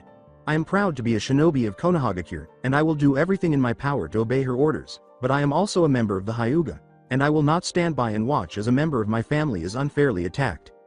You can discipline me and report me to the Hokage if you think my actions were improper. If not, I'll consider the matter resolved," Hanabi said, awaiting Emi's reply. Hanabi's words had made everything seem so easy that she would have readily agreed with them if she hadn't been present to witness the day's events, but if that's how you feel, then respond to me in this manner. If she survives whatever is going on in that dome and decides to exact revenge for your attack on him, will you kneel before her and remain motionless until her thirst for vengeance is satiated? Emi asked in disappointment. The man you attacked when we first arrived is obviously someone very special to you, sister. The same sister you sought so righteously to avenge by assaulting the helpless. Hanabi was aware that her sensei no longer respected her as much. Even though she believed that what she had done to the assassins was justified, it had been brutal and almost illegal. But there was also some truth in what the older woman had said. "Sensei, I know that my actions today have been questionable. I am not so arrogant as to believe myself infallible. When the time comes, and I feel that time will be soon, I will answer for my wrongs and accept whatever punishment Hinata, Sama or Naruto Sama choose to administer. It may be that I will die here today. But if that is my fate, then so be it. As a Konoha shinobi and a member of the Hyuga honor demands that I do no less," Hanabi responded as she began to anticipate what was to come. "They're coming." A shinobi from Konoha who was not identified yelled at his team. Shortly after sunrise, wave after wave of shinobi launched their attack on the main gate and wall with the sole purpose of bringing them down, marking the start of the second phase of Madara's plan. The attack was essentially a suicide run, much like those who had dashed through the forest full of traps. The majority never approached the outer wall, and those who did not survive long enough to do any significant damage. But that was going to change in the near future. With his remaining eye lowered to the ground, Riku knelt before his master and reported, "My lord has ordered the assault on the wall has begun." Madara never really acknowledged his subordinate when he said, "In 5 hours launch the catapults at the predetermined targets." That should provide enough of a distraction for the breaching teams to carry out their assignments. Once there is an opening, do not hesitate to begin the invasion. As he hurried out of his master's quarters, the one-eyed man said, "By your will, my lord." 3 days. We've been waiting here for 3 days. Sensei, shouldn't something have happened by now, or shouldn't we have tried to do something instead of just sitting around and waiting for something to happen? Rokuro asked with obvious annoyance. "I'll tell you the same thing I told you when you asked me before. The only thing we can do is wait. We don't know what is going on inside of the dome, and we don't know enough about how the dome was created to do anything about if we did. Besides, the foxes don't seem to think anything is wrong, and according to them this is all a part of their master's design," Emi responded. "But should we really be trusting them, sensei? Listen to me, all of you. It is no longer a secret in the village that Naruto-san is the Jinchuriki of the 9 Tails. With that said, it appears that he has made an alliance with the foxes. As a fellow Leaf Shinobi, I trust his judgment in this matter. Therefore it would dishonorable not to trust in his allies," the Jonin stated to her pupils. "But sensei, how can you just trust them? Everyone knows that there have been times when Naruto-san has lost control to the demon. What is to say that this isn't one of those times? It may be true that for the moment the foxes are allied with him, but who is to say what will happen when that dome comes down? Who is even to say whether or not it will be Naruto-san that comes out of it?" Rokuro murmured in order to avoid attracting the bird of prey. Emi was unable to ignore her students' worries. They actually reflected some of her own. Nevertheless, there wasn't much that any of them could do to alter the situation given the current circumstances. Rokuro might be correct, and whatever was taking place in the dome might be transforming Naruto into something more akin to the demon, if not the demon itself. In which case, after the procedure was finished, they were all essentially dead. He might be mistaken, though, and something completely different might be taking place. They just lacked sufficient data to reach a firm conclusion. As you are all aware, there is never any certainty in life, particularly in the life of a shinobi. You might be correct, Rokuro. If there is something inside that dome that is ready to devour us, we should try to leave as quickly as possible. However, if that is the case, the Vulpine would never let us leave, and none of us are strong or quick enough to escape them. Though I can't say for sure, I can have faith that Naruto-san would never willingly allow anything to happen that would purposely put the village in danger, and that whatever is happening inside that dome will help to save us. With that being said, just as easily as you could be right, you could also be wrong. Something wonderful could be happening inside that dome, something that will not only save us but all of the leaf, Emmy said. One of the Vulpines stood in front of the Konoha team and said, "Wise words, human. But let me ask you this. Is it your faith in the boy, or is it the knowledge that you could never defeat one of our pack, let alone all of us, that compels you to stay? I don't really know Vulpine.san. I suppose it doesn't really matter one way or the other. Whatever the outcome, we have fulfilled our mission to the village. All that remains is to watch and see what will come of that action." Emmy responded as she turned to face the fox. The Vulpine leader walked up to the other and signaled him to go back to his position, saying, "Humph, listening to you it's easy to see why the master enjoys humans as much as he does." Kento stood warily facing the ebony fox and said, "Hunter.san, may I ask a question?" "Ask what you may, boy. It does not mean that I will answer." "Since Naruto.san summoned you and the others and gave you the order to capture the assassins," Kento asked, "Arigato Hunter.san. My question concerns your master. You often speak of your master as if he was someone other than Naruto.san. However, what I would like to know is who exactly is your master?" Kento was afraid of the fox's reaction, but he needed to know the answer. "You're very observant, boy. That will serve you well in the future, but too." The Vulpine leader turned swiftly to face the Chakra Dome, but he never completed his sentence. As he left the Konohagakure team to rejoin the other hunters, the leader remarked, "It seems, boy, that there is no need to answer your question. In a moment you shall meet my master for yourselves." Despite her team's repeated pleas for her to stop, Hanabi's labored voice called out, "Sensei, the dome." The leaf was on fire. The village was on fire because the catapults had done their job. Teams of shinobi worked everywhere to put out the fires before they could spread and do even more damage than they had already. "Remain where you are. The fire crews can put out the fires," Shikamaru commanded. Tsunade joined Shikamaru in the village command center and inquired, "What's our status?" "I've ordered our troops to hold their position and continue to hold off the enemy teams trying to breach the wall and gate, but I'm not sure exactly what the diversion was meant to accomplish. If the target's hit had been the wall or the gate, it would be easy to see that those areas would be the focal point of their continued ground attack," said Hokage. Sama. "It appears that the bombardment might be nothing more than a diversion." This was not the case, however, as the bombardment was directed at locations inside the village that are essentially of no strategic importance. As an Anbu unexpectedly materialized at Tsunade's side, Shikamaru reported, "There's something I'm missing, I just can't see what." "The enemy has entered the village, Hokage." Sama and Nara, Sama. As the energies of the Chakra Dome started to change, Hanabi, who was kneeling next to the unnamed Vulpine leader and breathing heavily, watched anxiously as the once unified chakra quickly broke apart, changing from its once pristine white to a variable cornucopia of reds, blues, yellows, and greens. The patterns of light and color danced in chaotic order until they finally slowed and faded into the blackest of blacks. With each new fissure, the dome seemed to draw in upon itself until the largest indentation to have appeared erupted with energy. Chakra spewed from the opening like blood from a wound to the heart, creating a cascading spiral of self-destruction. Finally, with a final surge, the dome shattered in an awe-inspiring display of light and power that forced everyone present to temporarily look away from the flashpoint. "My master's come," said the ebony leader, reverent, as deep cracks began to form across the surface of the dome. The dome vanished in an instant, leaving no trace that it had ever existed at all, and Naruto was standing there with a beaming Hinata in his arms. "Heim." The blonde started to say something, but the woman he was holding pressed her lips to his, cutting him off with a brief kiss that conveyed all he needed to say. The Vulpine leader lowered his eyes to the ground and said, "My lord, your will has been done." "I'm grateful, friend."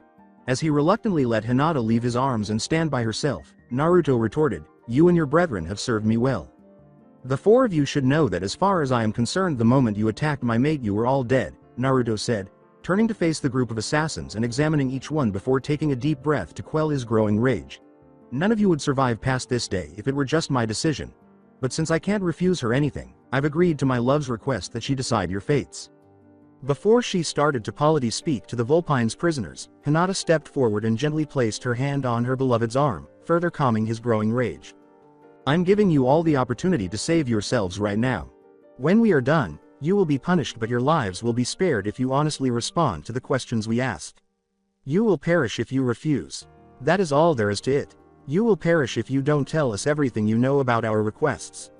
If you attempt to deceive us, we will discover it and you will perish. Without a doubt, being totally honest with us is the only way for you to survive. Having said that, we'll start with a straightforward query. You were sent by whom? You bitch, screw you. The man shouted at Hinata while wearing green leather. I sincerely feel sorry for you, Hinata said, shaking her head at the naive man's defiant rejection of her kind offer. This wouldn't have been required if you had simply accepted my offer. You can do whatever you want with Hunter-san. The lavender-eyed woman said, take him and make sure his life ends before the end of the day. The Vulpine leader said, by your will, my lady. Two of his pack members grabbed the leather-clad man and disappeared, leaving only the faint sound of the stupid man's cries. I'll ask again for those of you who are still here. You were sent by whom? As Hinata watched Naruto walk away from her side to stand next to Hanabi, she asked in a delicate voice without revealing any emotion. Be the worst demon whore you can be. You won't ever hear from us, the assassin's leader screamed. Bastard, speak for yourself. I don't intend to pass away here. Not to mention for a man who purposefully led us on a mission that was doomed from the beginning. The lone female assassin responded angrily. Slut, stop talking like that. I'll kill you myself if you betray the master, the last member of the assassination team yelled. Enough. The quarreling trio was silenced by roared Hinata. Woman, tell us everything you know, starting with who sent you, after you've given your name. Mami Arai is my name. It was Madara Uchiha who sent us. The woman started to explain. We were told to follow the teams that the Leaf sent out, along with 3 other teams. You're a dead slut. When the third assassin escaped and sprang for Mami, he screamed. Without warning, the third assassin was restrained by his interrogator's delicate hand. If I didn't express myself clearly earlier, let me do so now. Your life is over. As soon as you attacked us, it was over. The little time you have left will also be lost if you keep going down the path you are on, Hinata said softly before slamming the man into the ground with such brutality that she left a body-sized crater beneath him. Hinata took a position nearer to her sister and mate and shot a sidelong glance at the stunned Konoha team. Hunter-san, please take these 2 and rip whatever information they possess from their minds but keep them alive. As 4 members of his pack disappeared along with the 2 struggling male assassins, the Vulpine leader responded, yes, my lady. Now, Mami-san please continue. As Hinata and the others waited for her to finish her story, Mami said tremblingly, yes. One of the Konoha teams was to be followed, and we were to watch them until they found their target. After that, we were supposed to wait for a chance to catch our target to present itself. In the hopes that her information would be sufficient to save her life, Mami concluded, if a capture was impossible, we were to kill the target and as many others as possible. Can you verify her story, Hunter-san? Naruto questioned a hunter who had just emerged. Yes, Lord. The woman's statements align with what the other 2 are aware of. Is there more to say? Hinata was asked. Just that, my lady, you were their target. All except their leader, however, were unaware of this. Only what the woman had already revealed was known to the others. The hunter bowed as he spoke. The rest of their knowledge has been catalogued and stored for the future, should the need arise. All right, you can use them however you like. Hinata casually told the hunter, please make sure that they have been dealt with before the end of the day. Before disappearing once more, the hunter said, by your will, my lady. Mami waited anxiously to hear the Vulpine's fate after hearing her confirm what she had said. Mami-san, you fulfilled your end of the agreement, and I will spare your life as I promised. But here, you will pay for your deeds, Hinata remarked. I comprehend and will abide by your decision. I am aware that I am only alive because of your kindness, Mami said. All right, I now own your life as a punishment. Hinata started, you will serve me mind, body, and soul until I deem your debt to me fulfilled. Please take her, Hunter-san, and make sure she gets to her destination. Tell whoever you leave her with that she needs to receive the right training. She is subject to reasonable punishment for any offense. However, she needs to be kept alive and shouldn't be frightened or deformed. According to the Vulpine leader, as you wish my lady. Mami-san, your time in my service will be brief and generally enjoyable if you abide by the rules and give it your all. But I can assure you that spending time with me will not be enjoyable if you are stubborn and defiant. Do you understand? The woman with the lavender eyes clarified. Yes, lady. Before she and her former companions were taken away by a Vulpine hunter, Mami stood and bowed to her new masters, saying, I will try my best to serve you well. Hunter-san, I appreciate your help with this and that of your pack. As he stood in front of the Vulpine leader, Naruto declared, you and the others may go back home. As the rest of his pack gathered around him, the Vulpine remarked, It is our honor to serve, my lord. Glory to Lord Naruto. Salutations to Lady Hinata. Before they were consumed by black fire and disappeared from the mortal plane, the assembled Vulpine uttered the words, "May your reign be long and prosperous." Naruto picked up the scroll from Tsunade with a grim expression on his face as the last of the ebony flames went out. "My love, you seem troubled. What's wrong?" Hinata inquired. "There is danger to the village. Additionally, there's a good chance that it has already fallen if Chan's information is accurate." "Are you saying that the village is in danger? How are you able to know that?" Rokuro asked hastily before being silenced by his sensei's stern look. After throwing the scroll to Emi, Naruto produced a number of shadow clones that promptly started demolishing the campsites of the two groups. "The camps will be handled by my clones. Prepare to move out, Emi, and brief your team.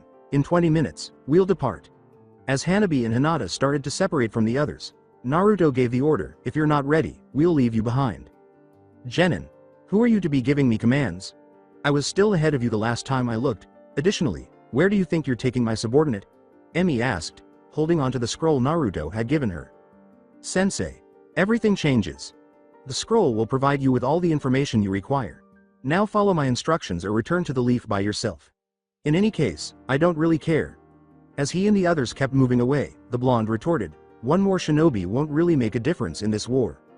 Following Naruto and Hinata closely, Hanabi muttered, "I'm sorry, sensei."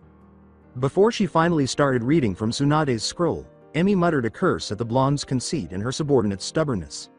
"Sensei." As his teacher's face abruptly turned an unusually pale color, Kento worriedly inquired, "Is something wrong? How would you like us to proceed?" "Follow instructions." Emi responded, "We move out in 20. She briefly glanced at the blonde shinobi before bowing to his retreating form. The Leaf's shinobi were losing the battle, and Shikamaru had surmised that the bombardment had been a well-planned distraction to divert attention from another group of enemy shinobi who had entered the village through an underground tunnel. "Lady Tsunade, the tunnel that the first team entered through has been sealed and they have been dealt with." But before the enemy was killed, they were able to plant multiple large explosives caches in strategic locations along the interior walls and detonate them, opening multiple openings for more enemy forces to enter. The enemy has been engaged and driven back to the breaches by the village defense teams. However, since no reinforcements have tried to assist their allies, it seems that the Uchiha had only committed a certain number of troops to the operation, Udon stated prior to departing the command area. "What are your thoughts?" Tsunade inquired quietly.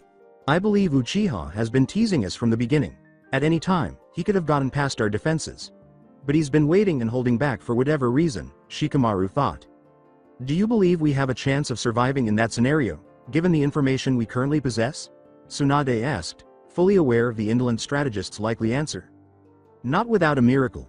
You've probably already realized that something is wrong with you.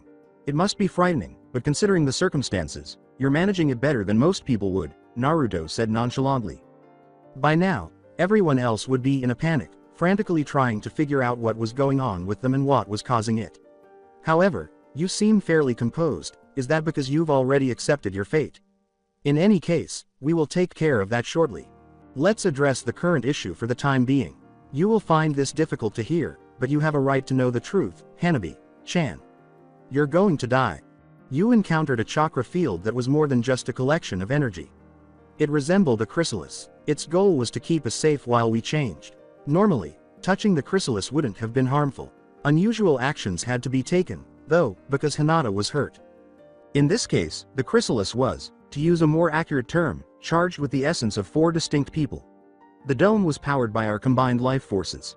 All of our lives combined with the chrysalis's attempt to incorporate you into itself was what you went through. Which, of course, is what led to the current predicament. When you came into contact with the chrysalis, your body could not safely process the amount of everything that was flowing through it. As he and Hinata observed the younger Hyuga, the blonde clarified, the result is that your body is slowly being torn apart by the excess energy.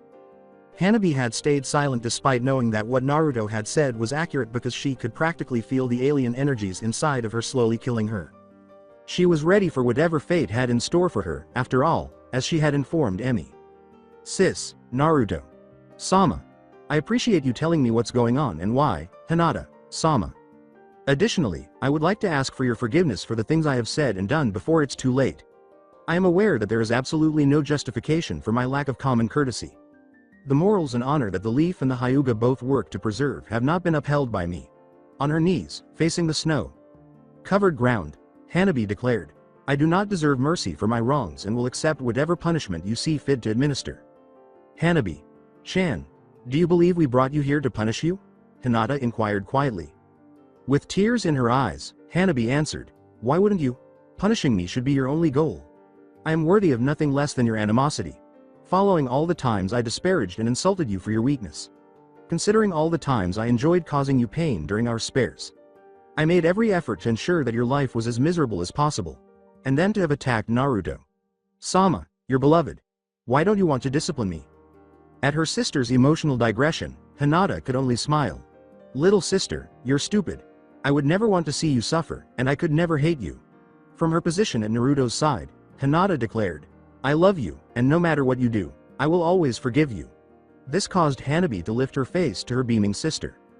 As Hanabi's heart grew with the hope that she could create a new, stronger bond with her sister in the time she had left, Hinata's words seemed to take a heavy burden off of her. Hanabi, don't take this personally. I witnessed the suffering you have inflicted on Hinata over the years. Only because Hinata has given you another chance does your destiny differ from everyone else's. I don't care about people who would hurt my beloved people. In particular, my most valued individual. However, Naruto explained as he approached her, she has forgiven you, and so will I. I know what Naruto Sama means. I'll prove myself worthy in your eyes as long as I have left, Hanabi said politely. At this point, Hinata and Naruto exchanged glances before erupting into uncontrollable laughter that both perplexed and infuriated Hanabi. They then turned to look at the younger, repentant Hyuga. I fail to see what my remarks are so funny about. As yet another wave of pain swept through her body, Hanabi said. Hanabi-chan, you are absolutely right. What is happening to you is not funny at all. Hinata chuckled slightly as Naruto put a glowing hand on Hanabi's shoulder, causing the girl to yell as a rush of chakra immediately flooded her body, leaving behind a new tattoo in the shape of the Uzumaki clan symbol. It's just that you're hurrying ahead just a tiny bit. Hanabi discovered she was free of the excruciating symptoms she had been experiencing for the previous few days when she rubbed the area where Naruto had touched her. Is the pain no longer there? However, I'm baffled. What did you do? What was hurting you, Hanabi? Was the alien chakra in your system? The chrysalis pushed its chakra into you when you came into contact with it. Regretfully, that chakra's radical nature was contributing to two distinct issues. Its attempt to incorporate your own chakra into itself was the first issue. It was impossible, though, for it to. As a result, your body was destroying your own chakra to make room for one that wasn't compatible with it. This leads us to the second issue. The main purpose of the chrysalis was to swiftly transform Hinata's body in order to enable her to safely absorb and utilize Yukiko's chakra. The issue is that your body is essentially experiencing the same effect from the chakra you absorbed. But at the rate it's attempting to transform you, there isn't enough of it to finish the process. In actuality, my father is the reason for the resolution of both issues.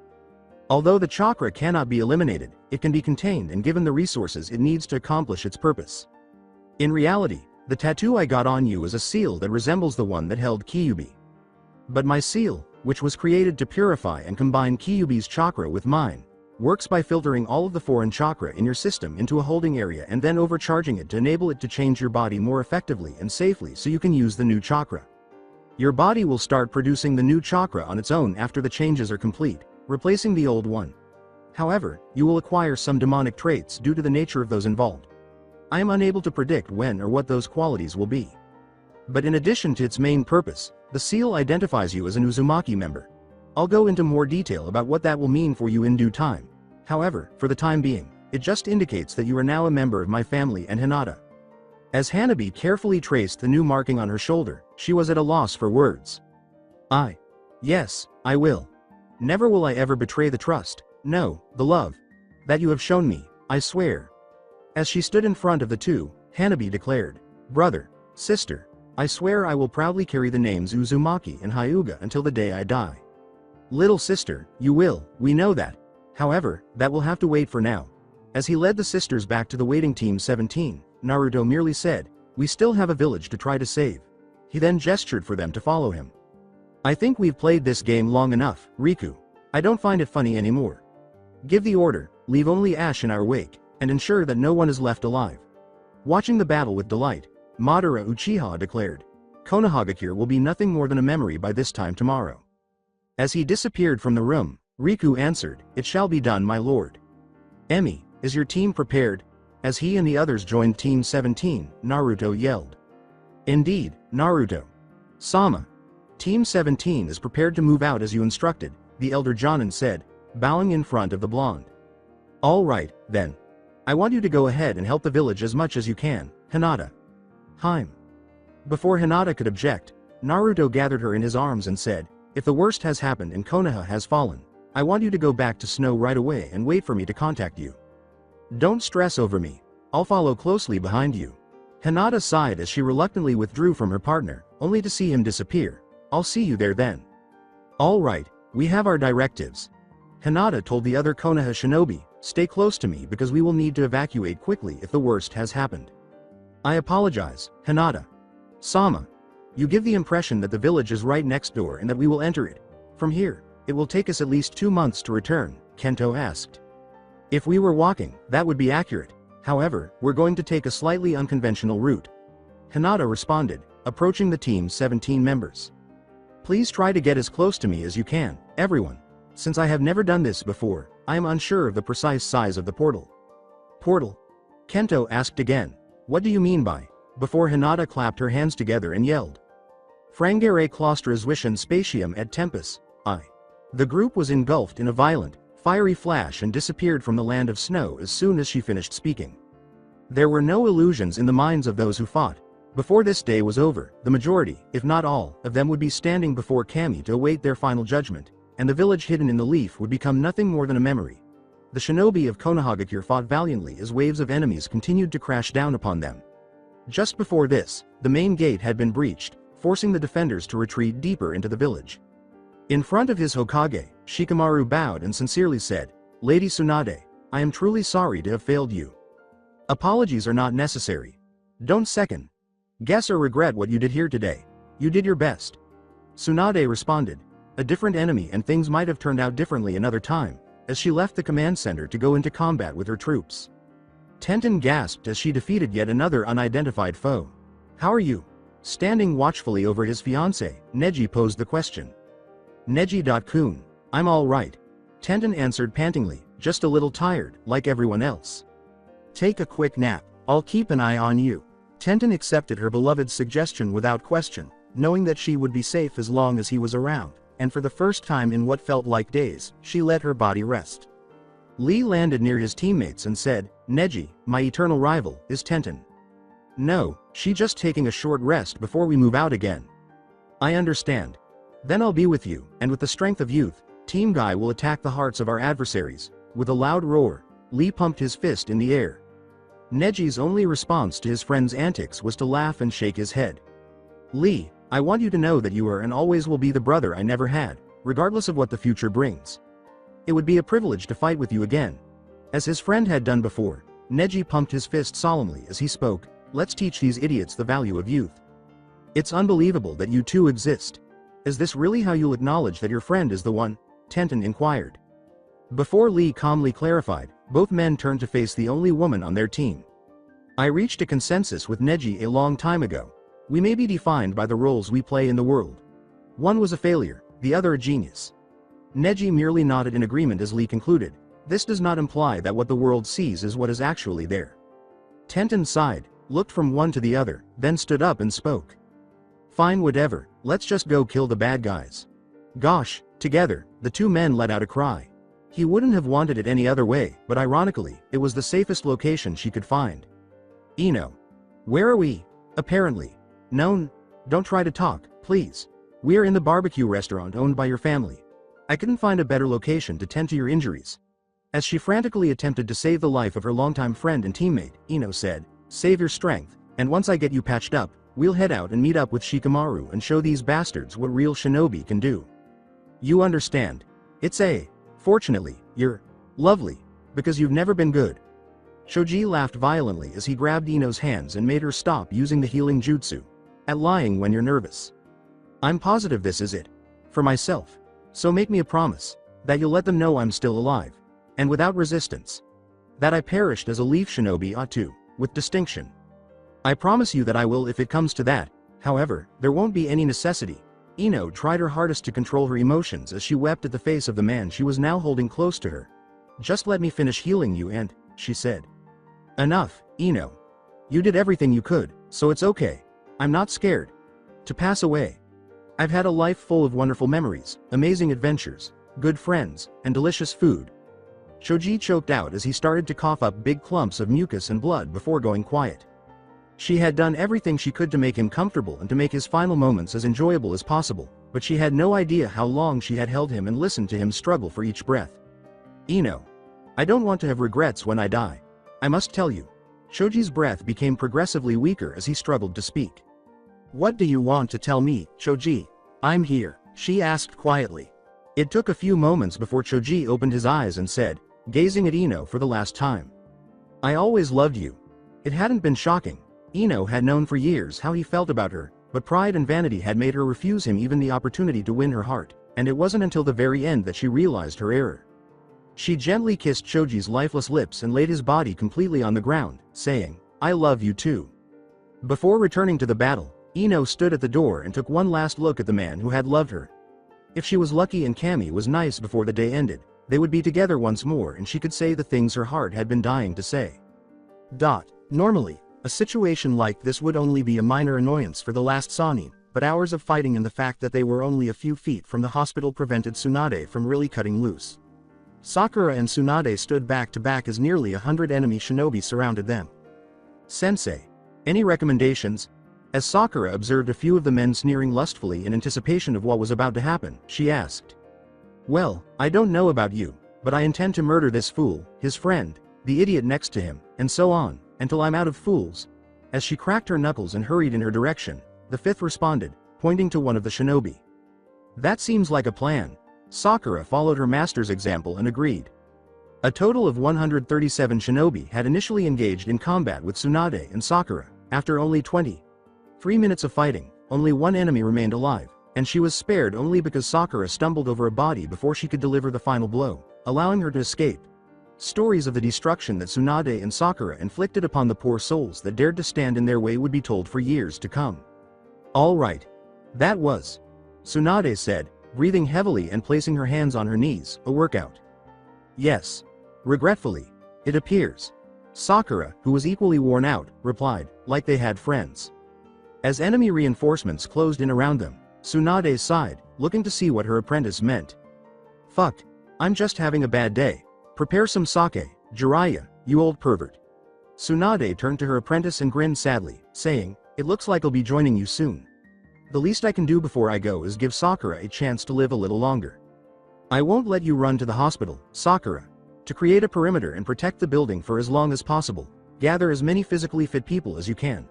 I'll buy you as much time as possible by keeping these idiots here." Sakura gazed at her master for a brief moment before slowly shaking her head and grinning at Tsunade's selflessness on her behalf. Sadly, for the fifth, her pupil had long since taken on the dominant characteristics of the two people she loved most. "I apologize, lady, but I will not desert you. Kurenai and Shizune are already there. I am aware that both of them have taken every precaution to keep the hospital safe. I will therefore remain here for the time being. However, if we both live through this, I'll take whatever punishment you want to give me for defying your orders." Sakura responded, determined not to let her sensei waste her life or, in the worst-case scenario, not to die by herself. "Sakura, damn it. You can be too damn stubborn at times for your own good. However, given the circumstances, I can't really make you leave if you're set on staying." Tsunade gathered her remaining chakra and turned to face the enemies in front of her, saying, "But when this is over, we will be having a refresher course in obedience. And, Sakura, I want you to know that I'm proud to have you fighting by my side." As she turned to face the enemy shinobi, Sakura smiled at the fifth. Like her mentor, Sakura was aware that this would probably be their last battle, but she was ready for that possibility. Her only regret was that she wouldn't be able to show the person she loved how much she truly loved him before the end. "Get rid of the bitches," one of the men shouted as he and his friends ran in the direction of Sakura and Tsunade. "Human squalor, today, you will be the only one to pass away," a voice called out as a big snowfox landed between the invaders and the leaf kunoichi, causing a brief pause on both sides.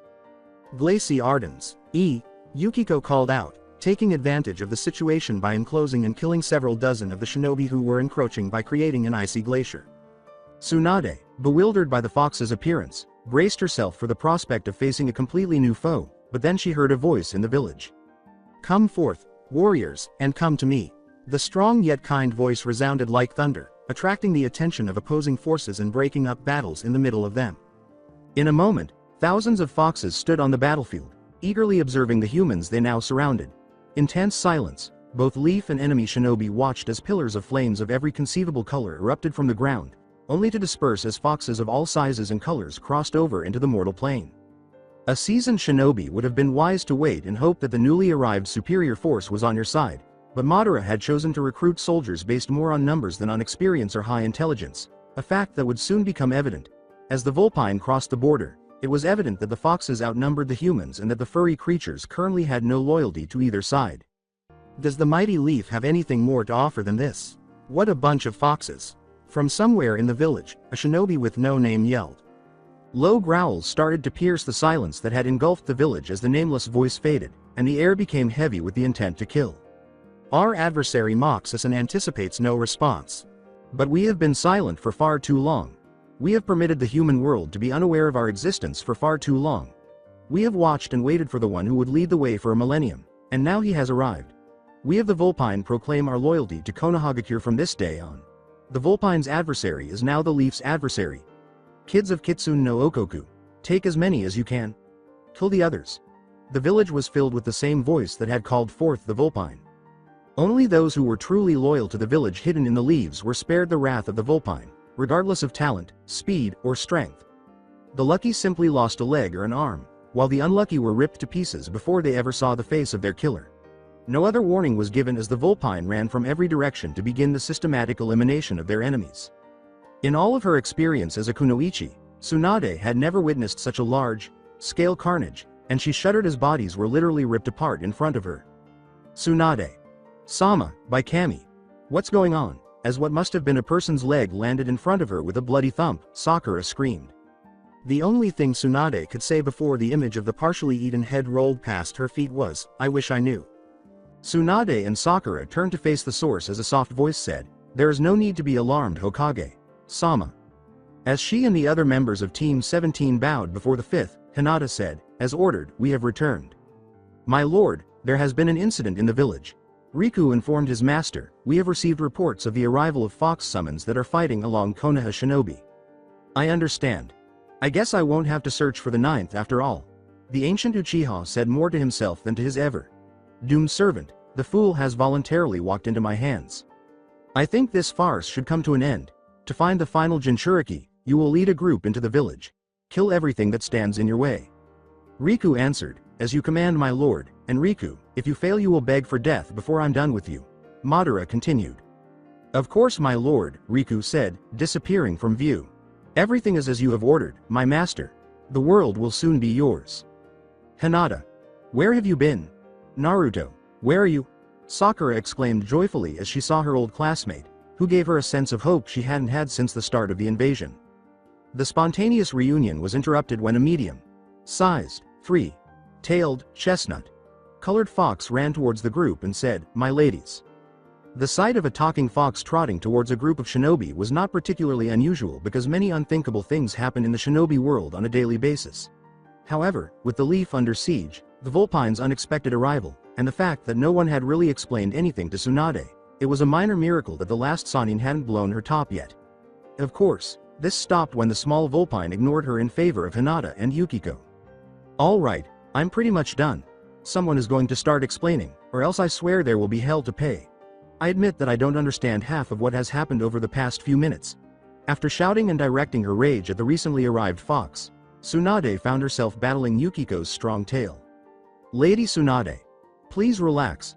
There is nothing to be concerned about in the interim, but I swear to explain everything." From her position by Yukiko's side, Hinata declared, "The Vulpine are here to help Konohagakure in her time of need." "How can you be so certain of that?" The Hyuga heir was gradually betrayed by the fifth. Hinata simply responded, gesturing for Yukiko to free the village chief, "Because, my lady, I am the one that summoned them." She then turned to speak to the chestnut-colored Vulpine. "Now, Kira. Yoshi, speak quickly and tell us what you have to report." Despite his young appearance, Yoshi was actually a seasoned soldier who had long since realized that some battles were better avoided.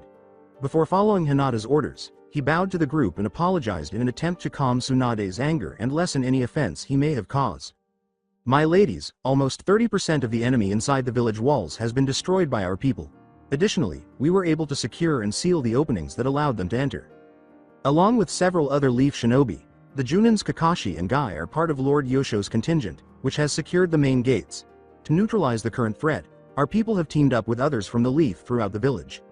Regarding the directives from Lord Kyubi, Lady Mayumi's group is currently holding the southern gate, while Lady Ace's contingent is guarding the western one.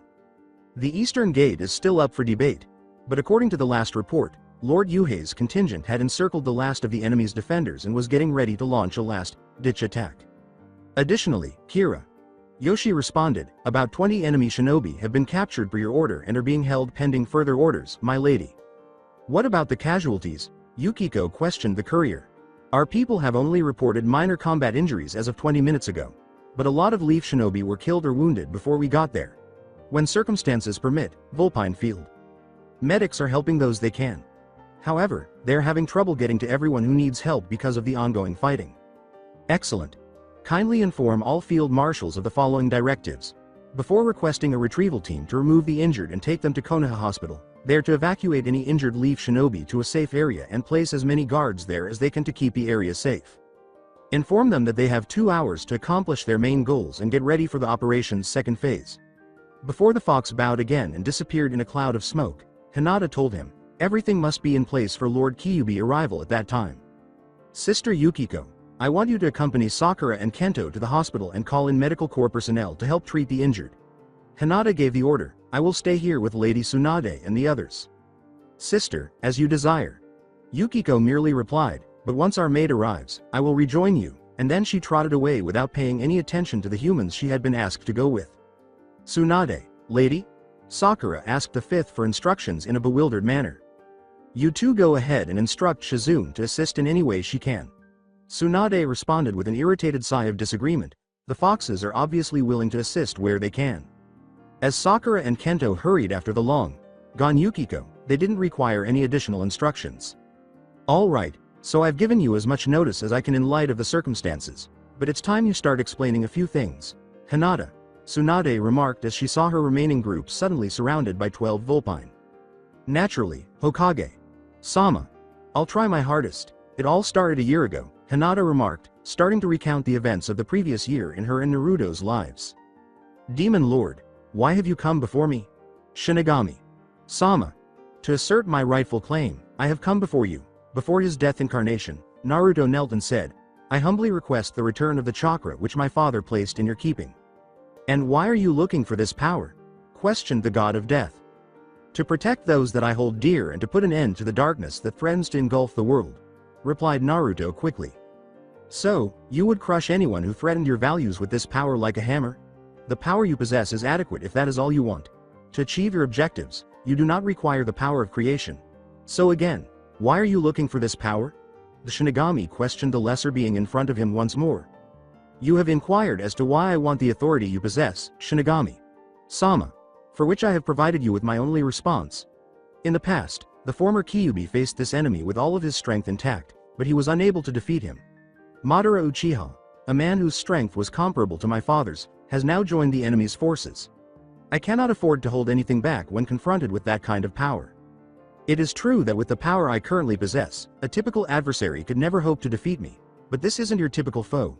It is a natural force driven by the lone ambition to wipe out humanity. I cannot stake the world's future on the possibility that I could beat him. Since failure would mean not only the death of myself and the people I care about, but also the death of every living man, woman, and child, I need every advantage I can get against this enemy. I never wanted to be in my position of authority. I also never imagined that I would try to increase that power. However, I am powerless to change the situation.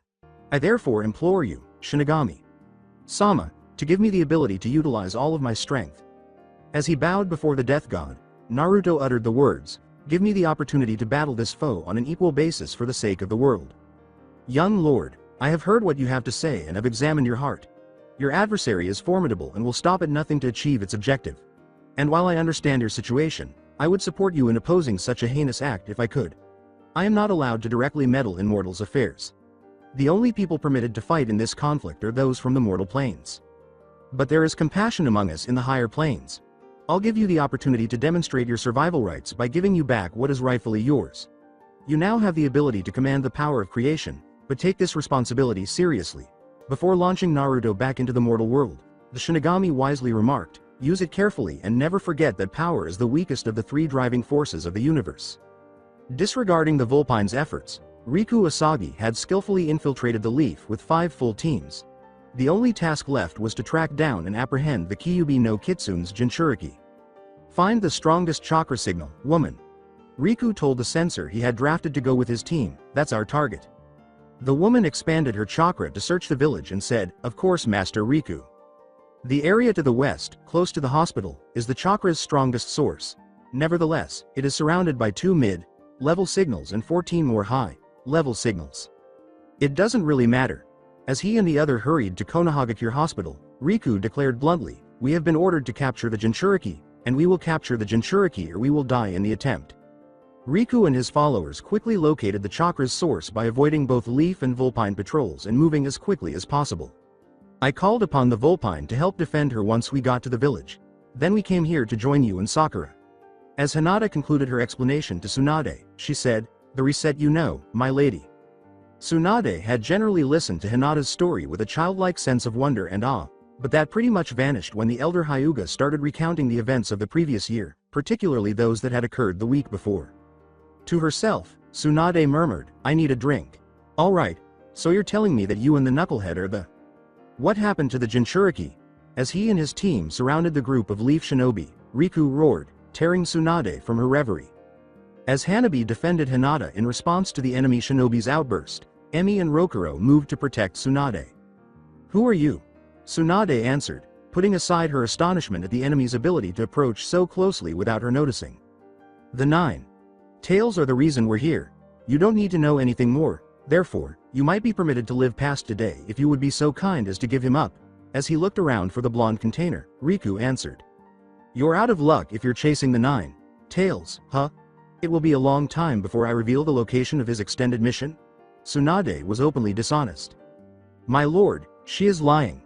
The demon is the only source of the chakra I'm feeling. In the hopes that he wouldn't believe she had let him down, Riku's censor came back. Therefore, Uchiha used you as a tool to find my beloved. Hinata said softly as she leaned slightly in the direction of the woman. I sense in you great conflict. And you are the whore of the devil. With a lustful glance at Hinata, Riku responded mockingly.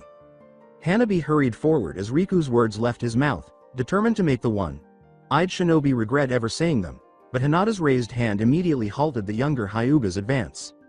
But sister. Hanabi started to object, but Hinata's look cut her off. Please pardon my sister.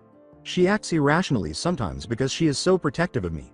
But that isn't the issue right now because I think I was talking to the Uchiha's tool before I was cut off, Hinata stated coolly, ignoring Riku's earlier taunt. Slut.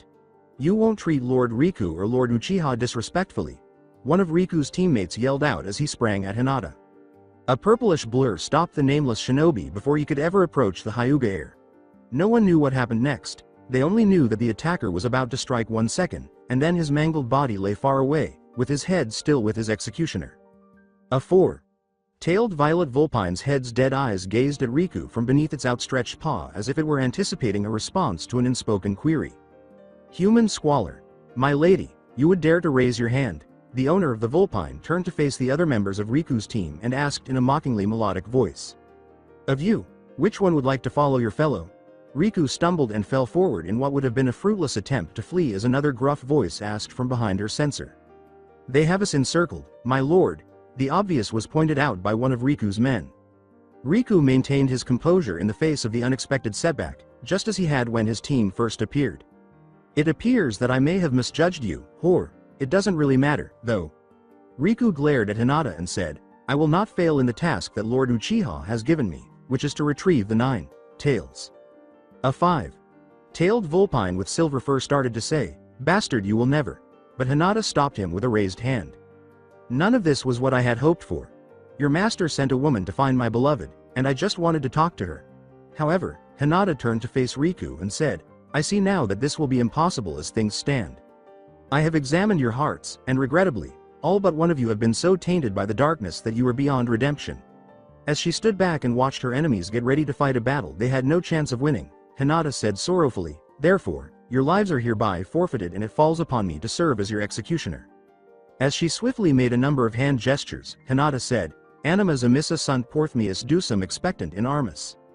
In the distance, a ringing bell could be heard, and the distinct sound of rolling waves started to drown out the sounds of battle as the final syllable left her mouth and a thick fog started to rise and cover the ground. "The ferryman is coming for you because you have voluntarily accepted the darkness. Your end is near, so make peace with the world you are leaving behind. I give you these corrupted souls, Karen." As the fog covered the area and the agonized cries for mercy suddenly filled the air, Hinata spoke softly, "Come forth and take them as you will. I won't be such a mark, but you can take the others." As the sounds of clashing metal and the cries of the fallen echoed from the fog, Riku screamed out. "Riku Asagi, you have treated everyone who has come into contact with you with disdain throughout your life. However, a messenger who will not be deterred from his assigned task has been sent to you today." A chilly, unearthly voice called out from the mists, "Know that as the cold hand of death takes hold, all your vows of honor and duty will fade into the ether of nothingness, and you will be carried to the place where Kami will pass judgment on your soul and you will finally be made to pay for your sins." In a panic, Riku said, "Never, I will never submit to," before his final words vanished into thin air. The battle was then over, and the ferryman's barge sailed for uncharted territory, full of new souls to carry into the afterlife, as the tolling bell rang out once more. What was that type of jutsu? As she struggled to control the fear that had been steadily building in the pit of her stomach, Emi asked. The fifth said softly, unable to take his eyes off the direction of the fading bell, "I don't know and I really would hate to ever find out. Only the gods are immortal." As Hinata turned to face the final member of Riku's doomed team, she said solemnly, "Today, however, I'm offering you this one and only chance to stay that journey for another day. In time, we will each pay Karen his due for passage across the great river. But remember that the only reason you are still alive is because the darkness hasn't yet fully engulfed your soul. Your life will be spared if you give an honest response." The Hyuga heir stated, "You will beg me to let you die if you try to deceive me." The censor looked up into Hinata's abnormally cold eyes and fell to her knees, trembling in fear for her life. "I'll share everything with you, I'll comply with your wishes, but please don't murder me, please," the woman begged. When Hinata snapped her fingers and a pillar of flame erupted, revealing a knelling Mami Arai in front of her, a tiny smile appeared on her lips. "My lady, how may I be of service to you?" Mami asked her mistress in a humble manner. "This one will be working for me alongside you. Analyze her recollections, noting any sacred details, and inform Kira Yoshi of your results. After that, start her training and let her know what to expect from her new life. She may be disciplined, but she must be kept alive." But, as Hinata ran her fingers through Mami's hair, she said, "Nothing can be done that will permanently deform her." Mami unconsciously purred in response to her mistress's petting, saying, "As you wish, my lady." "What's your name, Tool?" Hinata asked the woman on her knees in a sweet manner. "Jun. Mistress. Jun is my name. You will follow and obey Mami Chan as if she were me, Jun. Your life will be enjoyable if you follow instructions. Your life will be a nightmare from which you will never wake if you disobey. Do I express myself clearly?" As Hinata kept petting Mami, she inquired. As soon as Mami appeared at her side and the two of them disappeared in a plume of smoke, Jun responded brokenly, "Yes, my lady, I understand and will obey." "Hinata, what did you just do?" Tsunade inquired, alarmed by the unusual behavior of the young lady. "Hokage. Sama, only what was necessary." As a massive explosion rocked the ground they were standing on, the Hyuga heir responded, "I saved her life, so it now belongs to me." Hinata could not conceal the faint grin that was etched into her flawless features as she looked in the direction of the explosion. As a puff of smoke appeared close to the group, Hinata declared, "Madara has begun his final assault upon the village. Everything is ready for Lord Kyubi to arrive, my lady, Kira." Yoshi bowed before Hinata and called out as he came closer. "You!" Tsunade roared and gestured at Kira Yoshi with an offending finger. "Share what you know with me, Hokage." "Sama, the tide of battle has turned again," the chestnut colored Vulpine said, bowing before the fifth and looking to Hinata for her approval. "Madara Uchiha is in charge of his remaining troops and is guiding them in the direction of the main gates, which are weak. Any capable body is currently reinforcing the forces there. But they won't be able to hold out for very long with the numbers that Uchiha has at his disposal." "Excellent. I am grateful to you, Kira Yoshi, for your service to my village. Tsunade knelt down and started to gently scratch behind the Vulpine's ears, saying, "If it's okay with you, I would like to ask you one more thing. Please let our forces know that they should return to this position. Join me here if you are still willing and able to fight. In order to receive treatment or as a last resort, the injured and others should go to the hospital." "I'll comply." The small Vulpine bowed in response and disappeared in a cloud of smoke, saying, "My lady." He claimed that everything was ready for Kyuubi to arrive. "Hinata, does it imply that Naruto is en route with a strategy to deal with Madara?" Tsunade asked coolly. "Hi there, Naruto is firmly en route to the village, but I can't tell if he was successful in his search or if he will get there in time," Hinata said, failing to give the fire shadow any hope. Yukiko's voice boomed as she landed at Hinata's side, followed closely by Sakura. "You should have more faith in our mate's sister." "I do have confidence in him, but the power I'm sensing from the Uchiha is equal to if not greater than our own." "Have you forgotten our mate's power so quickly?" the Snow Fox inquired. Hinata put a gentle hand on Yukiko's head and said, "Pardon me, sister," fighting the urge to laugh at her own folly. As the leaf's remaining strength started to assemble to await Madara's arrival, Hinata softly replied, "For a moment, I forgot exactly who we were mated to.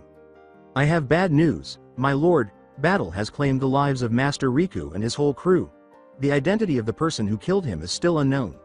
A trembling Kunoichi knelt before her master and said, "All we know is that it was a woman who seemed to be a member of the Hyuga clan. It doesn't really matter. The idiot clearly had no chance of defeating the demon if he was too weak to overcome the demon's whore. Hey Tia. You will be my general in lieu of Riku. Bring me the demon's whore and send a team into the village." A woman in ordinary clothing materialized in front of the ancient Uchiha, and Madara said without emotion, "I want her at my feet before Uzumaki ever knows that she is missing." As desired. Ugh, before a kunai ripped through her throat, Tia was able to say this. Madara turned to face the person who had killed his newest general and started laughing out loud at him. "So it's you? I don't think the Dobi would like your plans for his girlfriend for some reason. However, I believe I'll assist him because he's not present to take any action at this time. I do owe him one, after all." What the nine? Tails container may or may not desire is irrelevant to me, because he will soon die, just like you. Sasuke, Madara said, the tones swirling in his eyes as he readied himself to murder his surviving clansmen. Hinata, Hanabi, as the last of the Leaf's strength assembled to make their last stand, Hiyashi Hyuga's voice echoed. As soon as possible, the stoic man's eyes started to well up with tears of joy, and the clan head hurried to embrace his daughters. "I thought I would never see you again, my daughters. That I would never have the opportunity to express my regret for the suffering I have caused you." Hiyashi said, not caring if anyone heard him, "I have never treated either of you as I should have, for which I can only beg your forgiveness. And I owe you more than I can ever pay back, Hinata. I should have taken better care of you after Hitori passed away. I ought to have gotten to know you better. Rather, I gradually pushed you away until we were just strangers.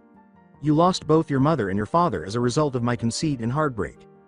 The elder Hyuga concluded by bowing deeply in front of his children, saying, "I know that I do not deserve as much, but I beg you to forgive me for my sins against you." For her part, Hanabi had never considered her father's treatment of them unusual, and she readily pardoned any wrongdoing he believed he may have committed, but she had never known the kind of man he had been prior to her mother's passing. Nevertheless, Hinata vividly recalled how, without explanation, the devoted father she had known as a child had gradually transformed into a harsh taskmaster who seemed to want nothing more than to ruin her in every manner imaginable. He never offered her a kind glance or a kind word, and his every move was intended to denigrate and discourage her without hesitation. As she knelt and gave the man who had assisted in her death a gentle embrace, Hinata said, "Of course I forgive you, father." The Hyuga lord drew Hanabi and Hinata closer to him and said, "Thank you, my daughter. If by Kami's divine will we live through this day, then I promise things will be different." As he and the other members of Team Guy arrived, Kakashi remarked, "As touching as this reunion is, we have a slightly more pressing issue to deal with at the moment." "Complain." Tsunade spoke authoritatively, utterly disregarding the copy. Ninja's sarcasm. "Naturally, Hokage. Sama. We were the last group moving in this direction, as far as I could tell. Although Madara's forces have captured and secured almost half of the village, they do not appear to be making any progress at this time." With a look that suggested there was still more to say, Kakashi responded, "If I had to venture a guess, I would bet he was getting his forces ready for a final assault." "Is there more to say?" "Yes, there is, my lady." To the dismay of everyone who heard his announcement, the copy. Ninja reported, "We have confirmed that Junin's Sasuke Uchiha, Choji Akamichi, Ino Yamanaka, and Shino Aburame have each fallen in battle. Thank you, Kakashi, and I understand. As a wave of malevolent ki swept across the area, Tsunade vowed that their sacrifice would not be in vain. Madara Uchiha and his forces appeared before the assembled strength of the Leaf and its allies, and he said, "Oh, but I'm afraid that their deaths will have very much been in vain once this battle is over. I regret to inform you that I must once more request your trust, Hokage. Sama. Lord Kyuubi will be there shortly. Until then, Kira. Yoshi, tell the others that they must obey the Hokage's orders if I fall," Hinata said, turning to face the front line. "Hold on. Why are you giving me the Vulpine command? What will you do?" Tsunade answered. Hinata's straightforward response was, "I will do as my duty requires and engage the Uchiha in battle." "Are you crazy? We are vastly outnumbered by Madara. We must confront him together if we have any chance?" In an attempt to persuade Hinata to see reason, the fifth responded. "Listen to reason. Lady Hinata. You have no idea how strong the people under Uchiha's leadership are. They have no mercy. It would be suicide to face such odds alone," Neji said as he hurried to block his cousin's way. "I apologize, but Uchiha's ambitions have caused all the sorrow and suffering, all the death and devastation, and all the pain because he wants our family's power. He and his master have waged this war in an attempt to seize my lord's power and use it to wipe out humanity. This is not acceptable. This conflict has been put on hold for ages, waiting for one side or the other to end it. Today will be the day that everything comes to an end. The arrival of the children of Kitsune no Okoku our lord is imminent. The Vulpine will control this field until he does." As each Vulpine echoed her sentiment and readied themselves to join the battle, Hinata declared. The familiar form of Hinata Hyuga was briefly replaced by that of a young woman with snow, white hair, lavender, slitted eyes, and 8 flowing snow, white tails as Neji Hinata's body started to shimmer and transform. Hiyashi could only gaze with awe and reverence at his older daughter. "My daughter, you've become stronger. More powerful than I ever imagined you could be," the clan chief muttered to himself. Hanabi came to stand by Hinata's side and said, "I would join you, sister." Yukiko said, "As shall I, sister. Are you too certain?" "Yes, my queen." Before the younger Hyuga's body followed her sister's example and revealed a young woman with raven hair and 2 flowing foxtails, Hanabi said, "I'm absolutely sure." This gave Hinata a rare smile. "Hanabi, you two have become stronger than I ever thought possible." As the 3 of them stood in front of the gathered crowds of Madara Uchiha, Hiyashi grinned at his kids and said, "I can only hope that when this day is over, I will be able to talk to you both and find out how such power was achieved." "I see. This explains why my tool thought the 9 tails had made a comeback. Tell me, whore, are you just for show or are you as strong as the 8 tailed ox?" In the hopes that he could use her influence to further his goals if the 9 tails proved too challenging to apprehend, Madara asked inquisitively. "Hanabi, don't go past Yukiko and me. If any of them manage to get past us, I'm depending on you to keep our backs safe," Hinata muttered. "As you say, my lady." When Hinata failed to respond, Madara's anger swiftly erupted. "Enough of this nonsense. Take them all out." As his armies hurried forward determined to carry out his orders, Madara yelled, "I want the 9 tails to see the bodies of his precious people scattered across the burning remains of this accursed village when he finally dares to show his face." Amazing Glacy IV. As thousands of icy spikes rose from the ground and stabbed into the advancing crowd before exploding into a lethal spray of frozen shards, killing almost 24 of Madara's soldiers, Yukiko cried out, "Kyoju Shidav o Kitsune Kage," as their own shadows turned into scythes that reached out to cut off the heads of their closest allies. Hanabi yelled as the enemy rushed over the shredded bodies of their comrades. Meditashivi Constringator. As the soldiers approached, Hinata screamed and combined her jutsu with Hanabi's, causing thousands of ice mirrors to appear. The soldiers had to dodge from side to side in the hopes of avoiding being caught in the strange jutsu.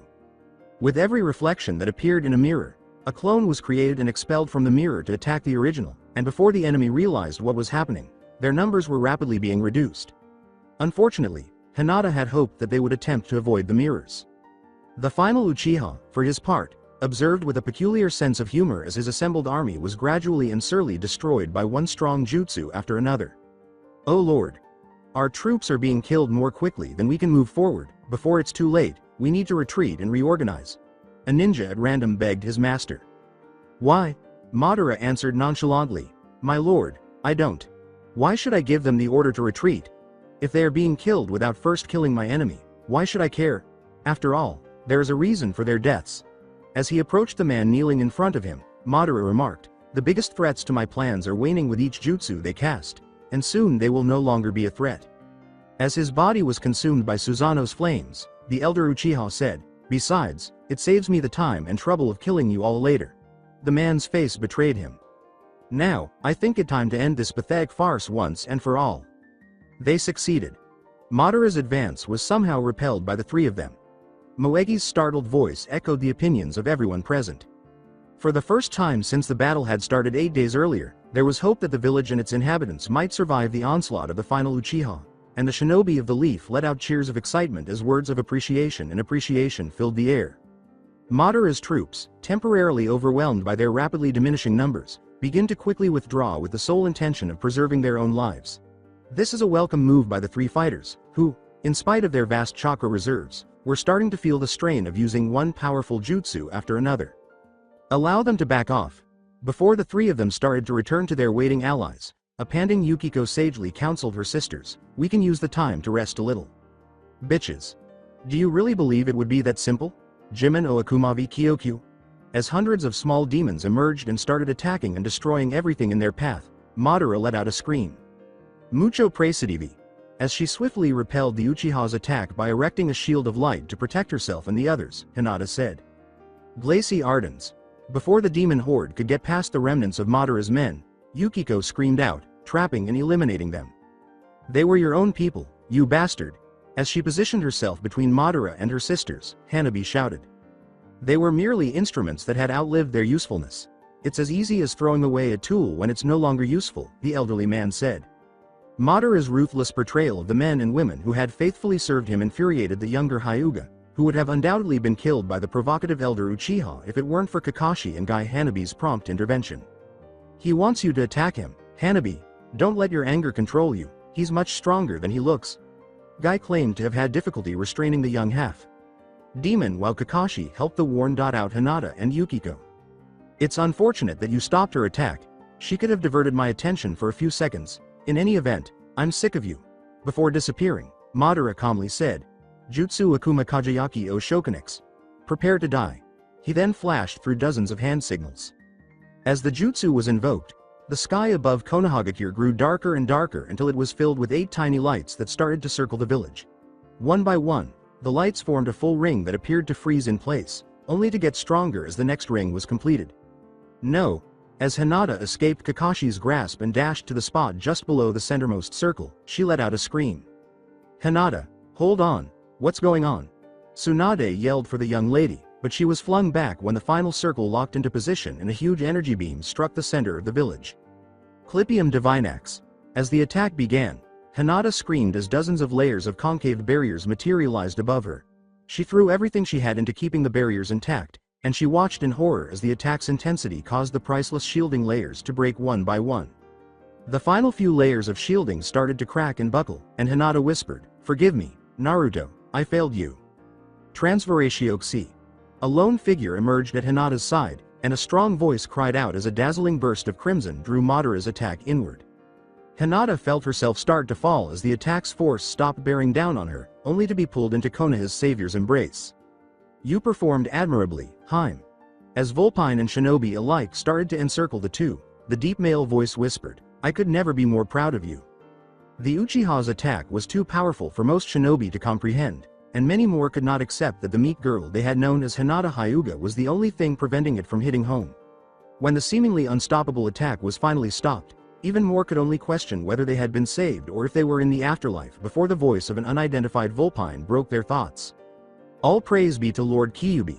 As the Demon King's people celebrated the arrival of their master on the battlefield, the Vulpine let out a cry. "My love, is that you?" As she raised her hand to touch the man she loved's face, Hinata muttered. "I'm Haim. It took me longer than anticipated, but I'm here at last." Naruto gives Hinata a tender kiss in return for her affection. "Well, brat, you really ought to have arrived by now." The lovely reunion was interrupted by Tsunade's statement. "Yes, Granny, I apologize for that."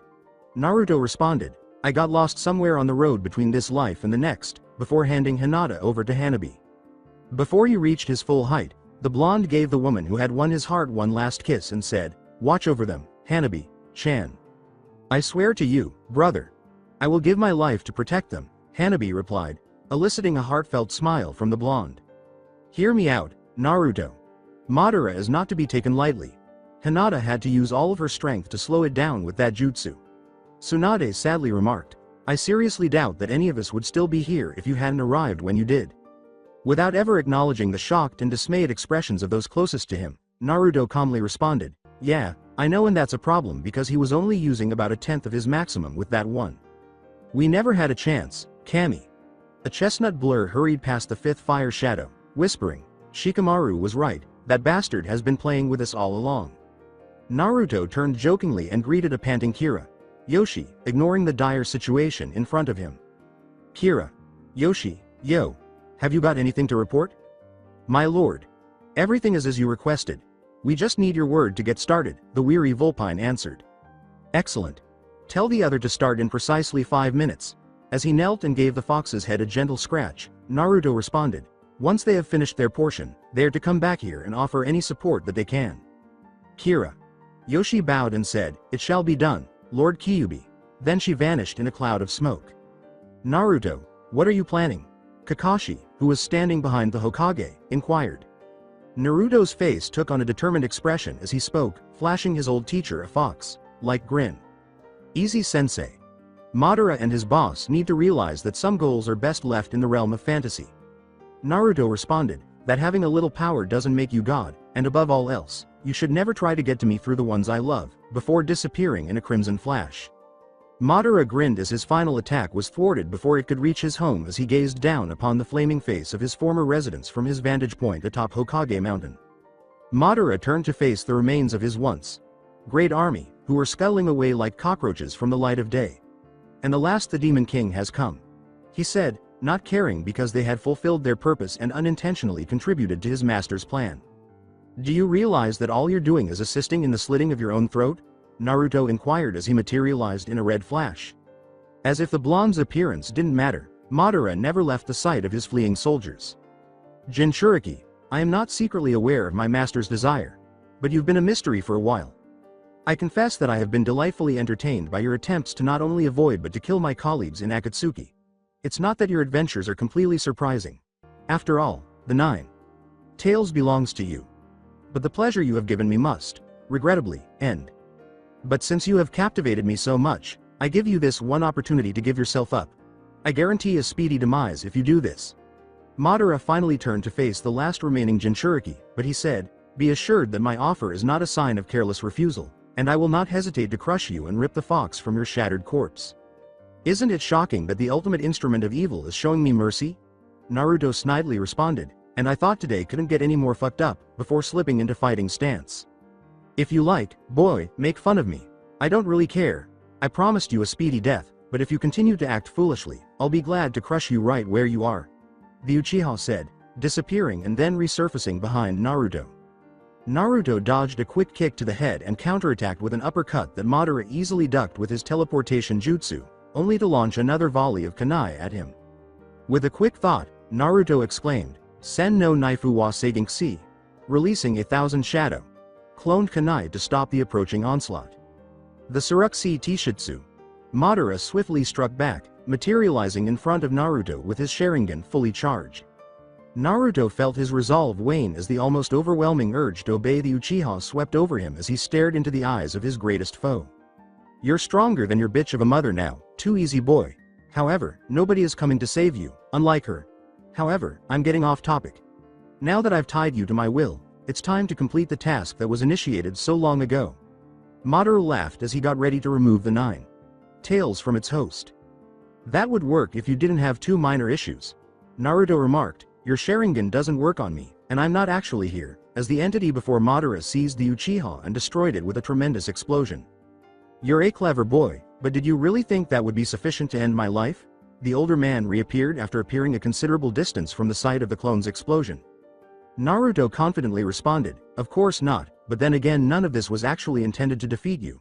His opponent gave him a perplexed and agitated glare. Oh, and if I may ask, how do you plan to defeat me? I am, after all, in charge of 8 of the tailed beasts. Therefore, even though you possess the strongest of them, their combined strength is insignificant in comparison to Madara's haughty explanation. confident in the knowledge that Naruto could not defeat him. That's true except for two important things you don't seem to be aware of, Naruto said, his easygoing manner abruptly disappearing. Then tell me, Jinchuriki, what I don't know that would enable you to subdue the power at my wish. First, did you realize that your fanciful plan, which depends on the strength of all 9 demons, would have failed even if you had defeated me? However, I only had half of Kyuubi's initial power until a few hours ago, Naruto clarified, which caused Madara's exaggerated sense of superiority to drastically deflate. Although Madara was aware that Naruto had never used the full power of the 9 tail in combat, he had always assumed that this was due to the boy's inability to access it rather than its absence. If the Akatsuki had been able to capture him, the power they would have gained would have been insufficient, and his Mater's ultimate plan would have surely failed. I'll confess that I didn't know about that fact.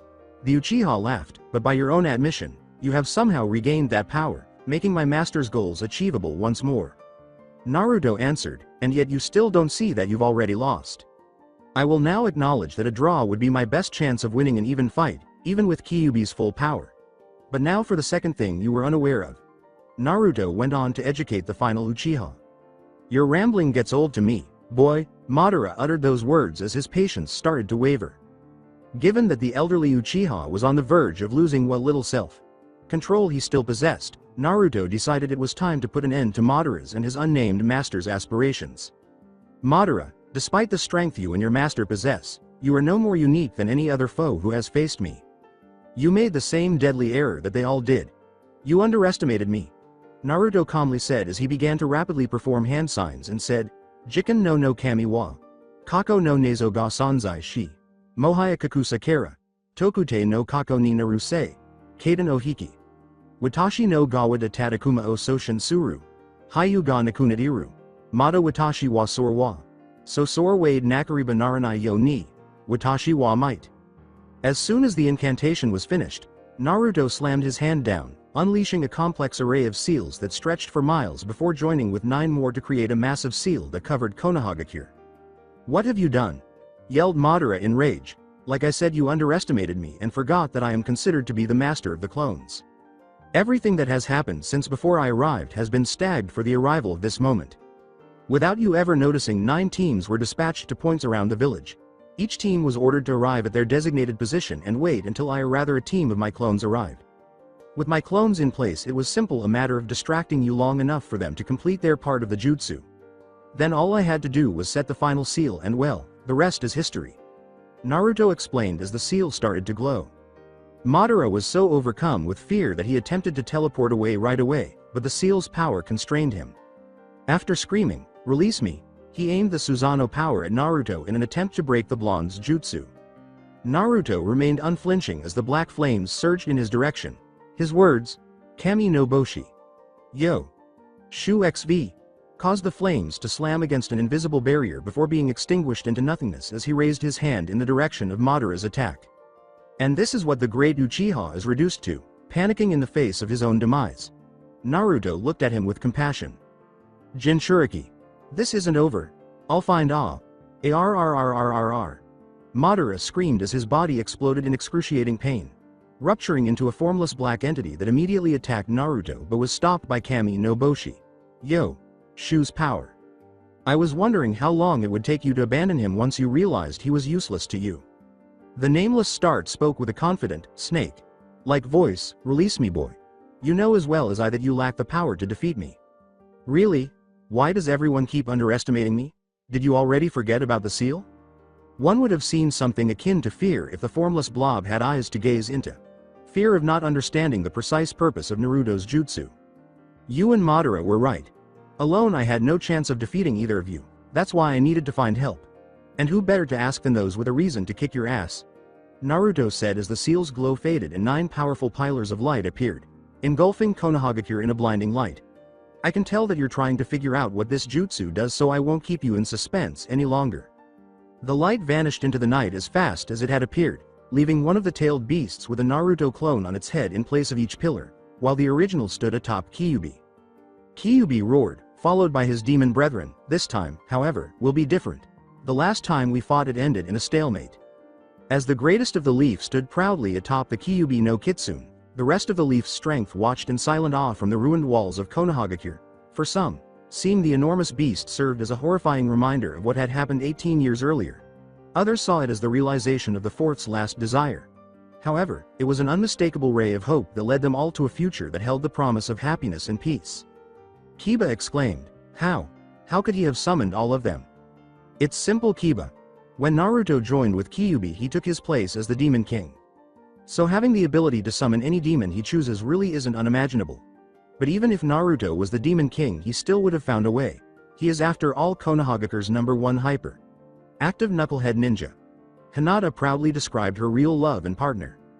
The unidentified adversary prepared for an assault from any angle. It was aware that it would undoubtedly lose a conflict with the remaining ancients. But even if it lost, it wouldn't perish. It would eventually rise once more and begin anew. It would eventually return, even if it took years, decades, or even a millennium. If it wasn't patient, it was nothing. It could wait. Await the moment when it has been forgotten and when no one is standing in its way. This would only be a stop along the way to its eventual dominance over all living things. It would not be the end. The thing called out, "Come on then, what are you waiting for? Call the dance and let's be done," out loud. "We are not foolish enough to believe that we can rid ourselves of you forever. We know that given time you will return to torment us again and again. You are after all evil in the purest sense, and as long as there is good so must there be evil. But we know now that you exist, we know what you want and how you work. So return to the darkness that birthed you and lament, knowing that whenever you return we will be there watching and waiting."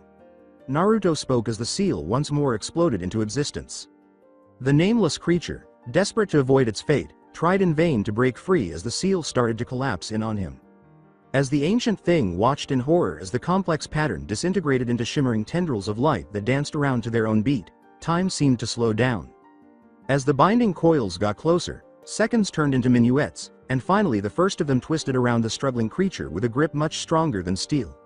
Even so, the unnamed entity persisted in fighting for whatever little freedom it was able to maintain, until the last shimmering coil joined its relatives and doomed the ancient creature.